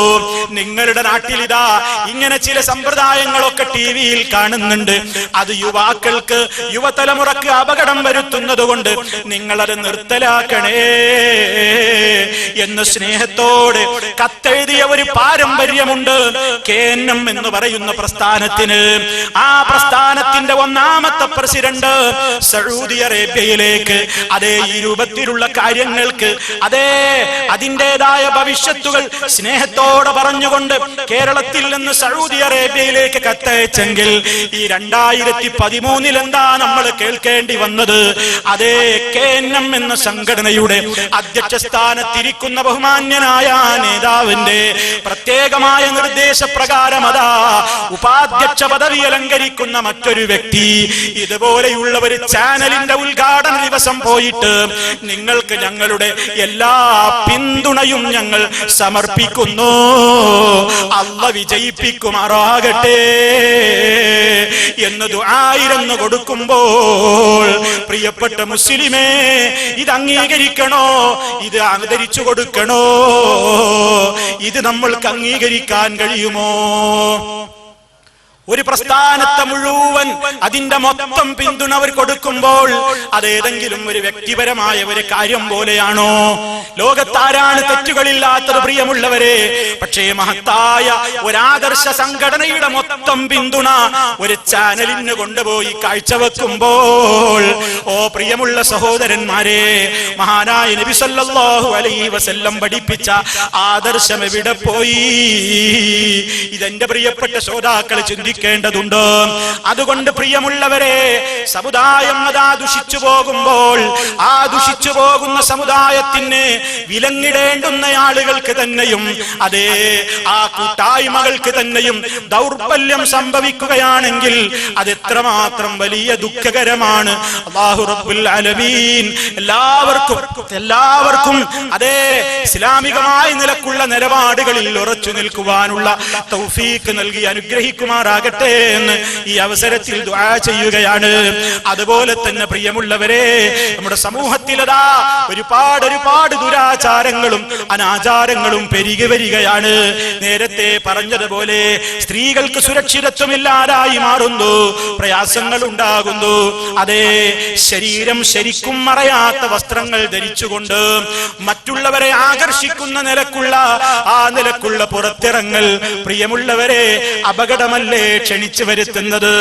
ചെയ്യുന്ന ക്രൂരന്മാരുടെ ക്രൂരത ഒരു ഭാഗത്ത്, അതിലേക്കതാ പ്രേരിപ്പിക്കുന്നവരുടെ ക്രൂരത മറ്റൊരു ഭാഗത്ത്. അതിനൊന്നും അറിയാത്ത നിരപരാധികളായ കൊച്ചുകുട്ടികളുടെ മേൽ പോലും കാമഭ്രാന്ത് തീർക്കുന്ന, ലഹരിക്കടിമപ്പെടുന്ന, മയക്കുമരുന്നുകൾ കടിക്കായിട്ടുള്ള ആളുകളതാ വളരെയേറെ മോശപ്പെട്ട ഒരവസ്ഥയിലേക്ക് നീങ്ങുന്നു. ഇതിനൊക്കെ മാറ്റം വരണമെങ്കിൽ എന്താ മാർഗം? ഇങ്ങനെ കണ്ട് എന്ന് സങ്കടപ്പെട്ടുകൊണ്ട് കാര്യമുണ്ടോ?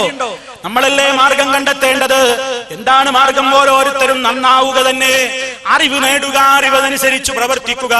അതിനല്ലേ നമ്മുടെ പഠന സംവിധാനങ്ങൾ. നമ്മുടെ മക്കൾ പിഴച്ചു പോകാതിരിക്കാൻ മുജാഹിദ് സ്റ്റുഡൻസ് മൂവ്മെന്റ് ഈ അവധിക്കാലത്ത് ജനങ്ങളെ പഠിപ്പിക്കാൻ, കുട്ടികളെ പഠിപ്പിക്കാൻ മോറൽ സ്കൂളുകൾ തുടങ്ങിയിട്ടുണ്ട്. ഖുർആൻ ഹദീസ് പഠിപ്പിക്കുന്ന സംവിധാനങ്ങളുണ്ട്. ഇവിടെയും അതുണ്ട്. നിങ്ങളുടെ മക്കളെ നിങ്ങൾ അതിലേക്ക് പറഞ്ഞേക്കണം.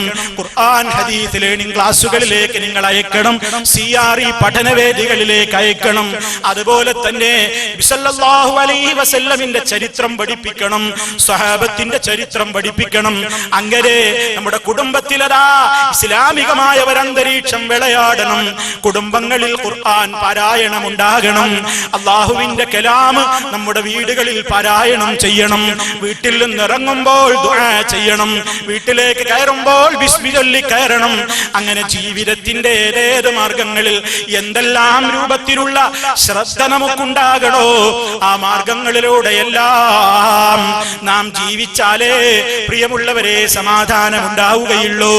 അതല്ലേ റബ്ബ് പറയുന്നത്, യാ അയ്യുഹല്ലദീന ആമനുത്തഖുല്ലാഹ്, വിശ്വാസികളെ അല്ലാഹുവിനെ സൂക്ഷിക്കണേ. വബ്തഗൂ ഇലൈഹിൽ വസീല, അവനിലേക്ക് അടുക്കാനുള്ള മാർഗങ്ങൾ നിങ്ങൾ തേടണേ. എന്ത് ചെയ്തിട്ടാണ് റബ്ബിനോട് നമുക്ക് അടുക്കാൻ കഴിയുക? അല്ലാഹ് ഇഷ്ടപ്പെടുന്ന നിർബന്ധമായ കാര്യങ്ങളൊക്കെ ചെയ്യുന്നതിന്റെ പുറമെ സുന്നത്ത് നിസ്കാരങ്ങൾ വർദ്ധിപ്പിക്കണം. അതുപോലെ തന്നെ ദിക്റുകളും ദുആകളും സ്വലാത്തുകളും വർദ്ധിപ്പിക്കണം. എന്നാൽ ദിക്ർ എന്ന പേരിൽ ഹാ ഹീ ഹൂ ഹയ്യ് എന്നൊക്കെ പറഞ്ഞ് ചില റാത്തീബുകളും ലാ ലാ അല്ലാ അല്ലാ ഇല്ലാ ഇല്ലാ ആഹ് ആഹ് എന്ന് തുടങ്ങിയിട്ടുള്ള ചില ഒച്ചയിടലുകൾ നടത്തിയിട്ട് അതൊക്കെ ദിക്റാണെന്ന് പറഞ്ഞാൽ അത് സ്വീകാര്യമല്ല. ഇസ്ലാമിലെ ദിക്ർ ഹബീബ് സല്ലല്ലാഹു അലൈഹി വസല്ലം വേണ്ടുവോളം പഠിപ്പിച്ചു തന്നിട്ടുണ്ട്. പഠിക്കണം, എന്റെ ഉമ്മമാര് പഠിപ്പിക്കണം കുട്ടികളെ. ഉപ്പമാര് പഠിക്കണം, പഠിപ്പിക്കണം കുട്ടികളെ. ഏതവസരത്തിലാണ് നമുക്ക് ദുആ ഇല്ലാത്തത്? എപ്പോഴാണ് ദിക്റില്ലാത്തത്? ഭക്ഷണം കഴിക്കുമ്പോ ബിസ്മി ചൊല്ലണ്ടേ? കഴിഞ്ഞാൽ അൽഹംദുലില്ലാഹ് അല്ലദീ എന്ന് പറഞ്ഞുകൊണ്ട് അല്ലാഹുവിനെ സ്തുതിക്കുന്നില്ലേ? റബ്ബാണ് എനിക്ക് ഭക്ഷണം നൽകിയത്. അതെ, അൽഹംദുലില്ലാഹില്ലദീ അത്അമനി ഹാദാ വറസഖനി മിൻ ഗൈരി ഹൗലിൻ മിന്നി വലാ ഖുവത്തിൻ. ഈ ദിക്ർ നമ്മൾ ഈ പ്രാർത്ഥന നമ്മൾ ചൊല്ലാറുണ്ടോ? വീട്ടിൽ നിന്നിറങ്ങുമ്പോ ബിസ്മില്ലാ തവക്കൽതു അലല്ലാഹ് വലാ ഹൗല വലാ ഖുവത ഇല്ലാ ബില്ലാഹ്. അത് ഇറങ്ങി പുറപ്പെടാറുണ്ടോ പ്രിയമുള്ളവരെ? വീട്ടിലേക്ക് കയറുമ്പോ ബിസ്മില്ല ചൊല്ലി കയറാറുണ്ടോ? ബിസ്മി ചൊല്ലി കയറിയാ കൂടെ ശൈത്താൻ കയറാതെ പുറത്തു നിൽക്കുമല്ലേ ഇസ്ലാം പറഞ്ഞത്? ബിസ്മി ചൊല്ലി ഭക്ഷണം കഴിക്കുന്നുവെങ്കിൽ ശൈത്താൻ അവിടെ ഫുഡില്ല, ശൈത്താൻ കൂടെ ഭക്ഷണം കഴിക്കൂല. ഇങ്ങനെ അല്ലാഹുവിന്റെ റസൂൽ സല്ലല്ലാഹു അലൈഹി വസല്ലമ പഠിപ്പിച്ചു തന്നിട്ടുള്ള ഓരോ കാര്യങ്ങളും ഇസ്ലാമികമായ നിലക്ക് നമ്മുടെ ജീവിതത്തിൽ നിലനിർത്തിക്കൊണ്ട് പോയാൽ നമുക്ക് നല്ല സമാധാനമുണ്ടാകും. അങ്ങനത്തെ കുടുംബങ്ങളിൽ ബാപ്പയെ ആദരിക്കുന്ന മക്കളുണ്ടാകും, ഉമ്മയെ ആദരിക്കുന്ന മക്കളുണ്ടാകും, അവിടെ സ്നേഹത്തോടുകൂടി കഴിയുന്ന ഭാര്യാഭർത്താക്കൾ ഉണ്ടാകും. പടച്ചവനെ പേടിക്കുന്ന ഒരു ഭാര്യ വീട്ടിലുണ്ടെങ്കിൽ ഏത് യാത്ര കഴിഞ്ഞാലും ഭർത്താവ് ഉടനെ മോഹിക്കും എത്രയും പെട്ടെന്ന് വീട്ടിലേക്ക് തിരിച്ചെത്തണം. കാരണം എന്തെന്നല്ലേ? തന്നെ കാത്തിരിക്കുന്ന, തന്നെ സ്നേഹിക്കുന്ന, തനിക്ക് വേണ്ടിയതാ സാന്ത്വനത്തിന്റെ വാക്കുകൾ ഉരുവിടുന്ന ഒരു പ്രിയപ്പെട്ട പെണ്ണെന്നെ കാത്തിരിക്കുന്നുണ്ട്. പുറത്തു പോയാൽ, ജോലി അവസാനിച്ചാൽ ഉടനെ അവൻ വീട്ടിലേക്ക് പോകാൻ ധൃതി കാണിക്കും. അതേ അവസരത്തിൽ പെണ്ണൊന്ന് ദുഷിച്ചാലോ, പെണ്ണൊരു മോശക്കാരിയാണെങ്കിലോ, പുതിയ ആപ്പിള പുറത്തു പോയാൽ നേരം ഇരുട്ടിയാലും വരില്ല, പാതിര കഴിഞ്ഞാലും വരില്ല. കാരണം വീട്ടിലേക്ക് പോകുന്നതിനേക്കാൾ എനിക്ക് നല്ലത് ഈ പറമ്പാണ്, ഈ കടൽ തീരമാണ്, ഈ നടുറോഡാണ്, ഈ പീഡികത്തിണ്ണയാണെന്ന് വിചാരിച്ചുകൊണ്ട് നേരം കളയുന്ന എത്രയോ രക്ഷിതാക്കളില്ലേ, എത്രയോ ഭർത്താക്കളില്ലേ.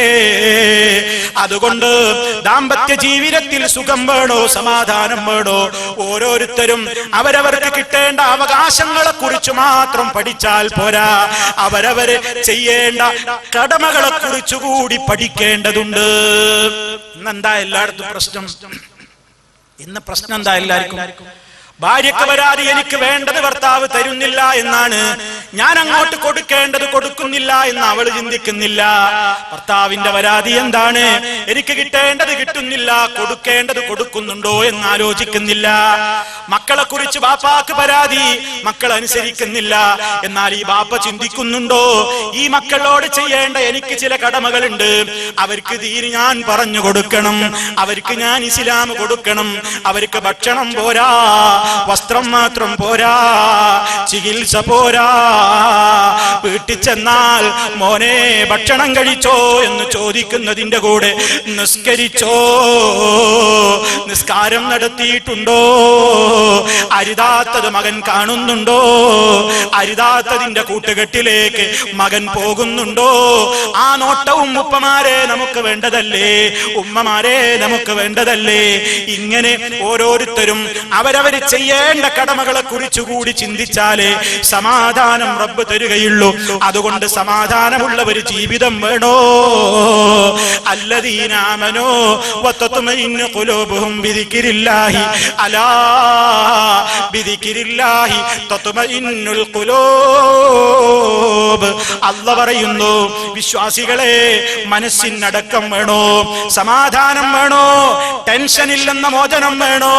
പ്രയാസം വരുമ്പോ നീ സിനിമ കണ്ടിട്ട് നിന്റെ പ്രയാസം തീരില്ല, മദ്യം കുടിച്ചത് കൊണ്ട് നിന്റെ ടെൻഷൻ പോവില്ല.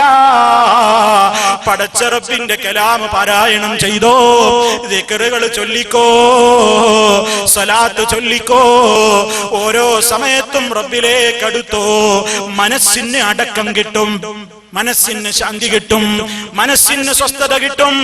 ആ ഒരു മാർഗത്തിലേക്ക് നീങ്ങണമെന്നാണ് പ്രിയമുള്ളവരെ ഈ ദുഷിച്ച കാലഘട്ടത്തിലും നാം വളരെയേറെ ശ്രദ്ധയോടെ ഓർത്തുവെക്കേണ്ട സംഗതി. അതിന് തയ്യാറാവണം, അതിനാവശ്യമായ പഠനങ്ങൾ നടത്തണം. പഠനങ്ങൾക്കൊരു കുറവും വരരുത്, നന്നായി പഠിക്കണം. കിട്ടുന്ന സമയങ്ങളൊക്കെ നല്ല നല്ല കാര്യങ്ങൾ വായിക്കാൻ, കേൾക്കാൻ, പഠിക്കാൻ, അറിയാൻ, പ്രചരിപ്പിക്കാൻ. നമ്മെക്കുറിച്ച് തെറ്റിദ്ധരിപ്പിച്ചവർക്ക് കാര്യം പറഞ്ഞു മനസ്സിലാക്കി കൊടുക്കാൻ ഇതിനൊക്കെ നമ്മൾ തയ്യാറാവണം.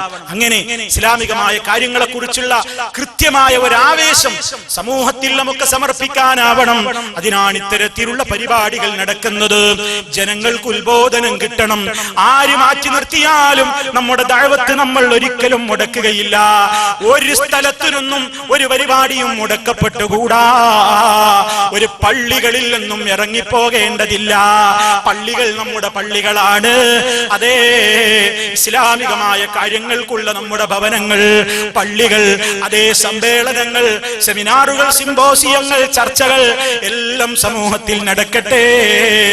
എന്ത് തന്നെ ആരോപണങ്ങൾ കേട്ടാലും പതറാതെ സത്യത്തിന്റെ ഭാഗത്ത് അടിയുറച്ചു നിന്നുകൊണ്ട് അതേ പ്രമാണങ്ങളെ പഠിച്ചു മനസ്സിരുത്തിക്കൊണ്ട് ആളുകൾക്ക് മുമ്പിലിതാ ഇസ്ലാമിന്റെ സന്ദേശം ഇനിയും വ്യാപിപ്പിക്കേണ്ടതുണ്ട്.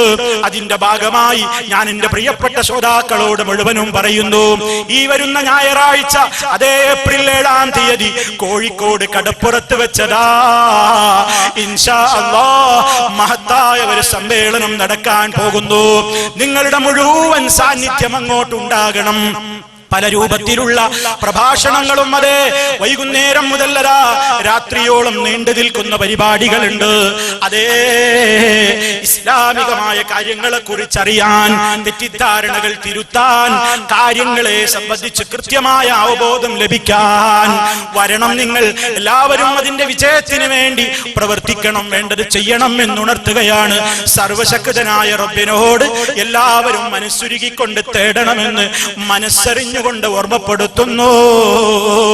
ഈ തൗഹീദ് പ്രസ്ഥാനത്തിന്റെ പേരിൽ ആരോപണങ്ങൾ ഉന്നയിച്ചുകൊണ്ട് ശത്രുക്കളെ ചിരിപ്പിക്കുവാൻ വേണ്ട രൂപത്തിലുള്ള ദുരാരോപണങ്ങൾ പറഞ്ഞുകൊണ്ടിരിക്കുന്നവർക്ക് അല്ലാഹു സന്മനസ്സ് നൽകുമാറാകട്ടെ.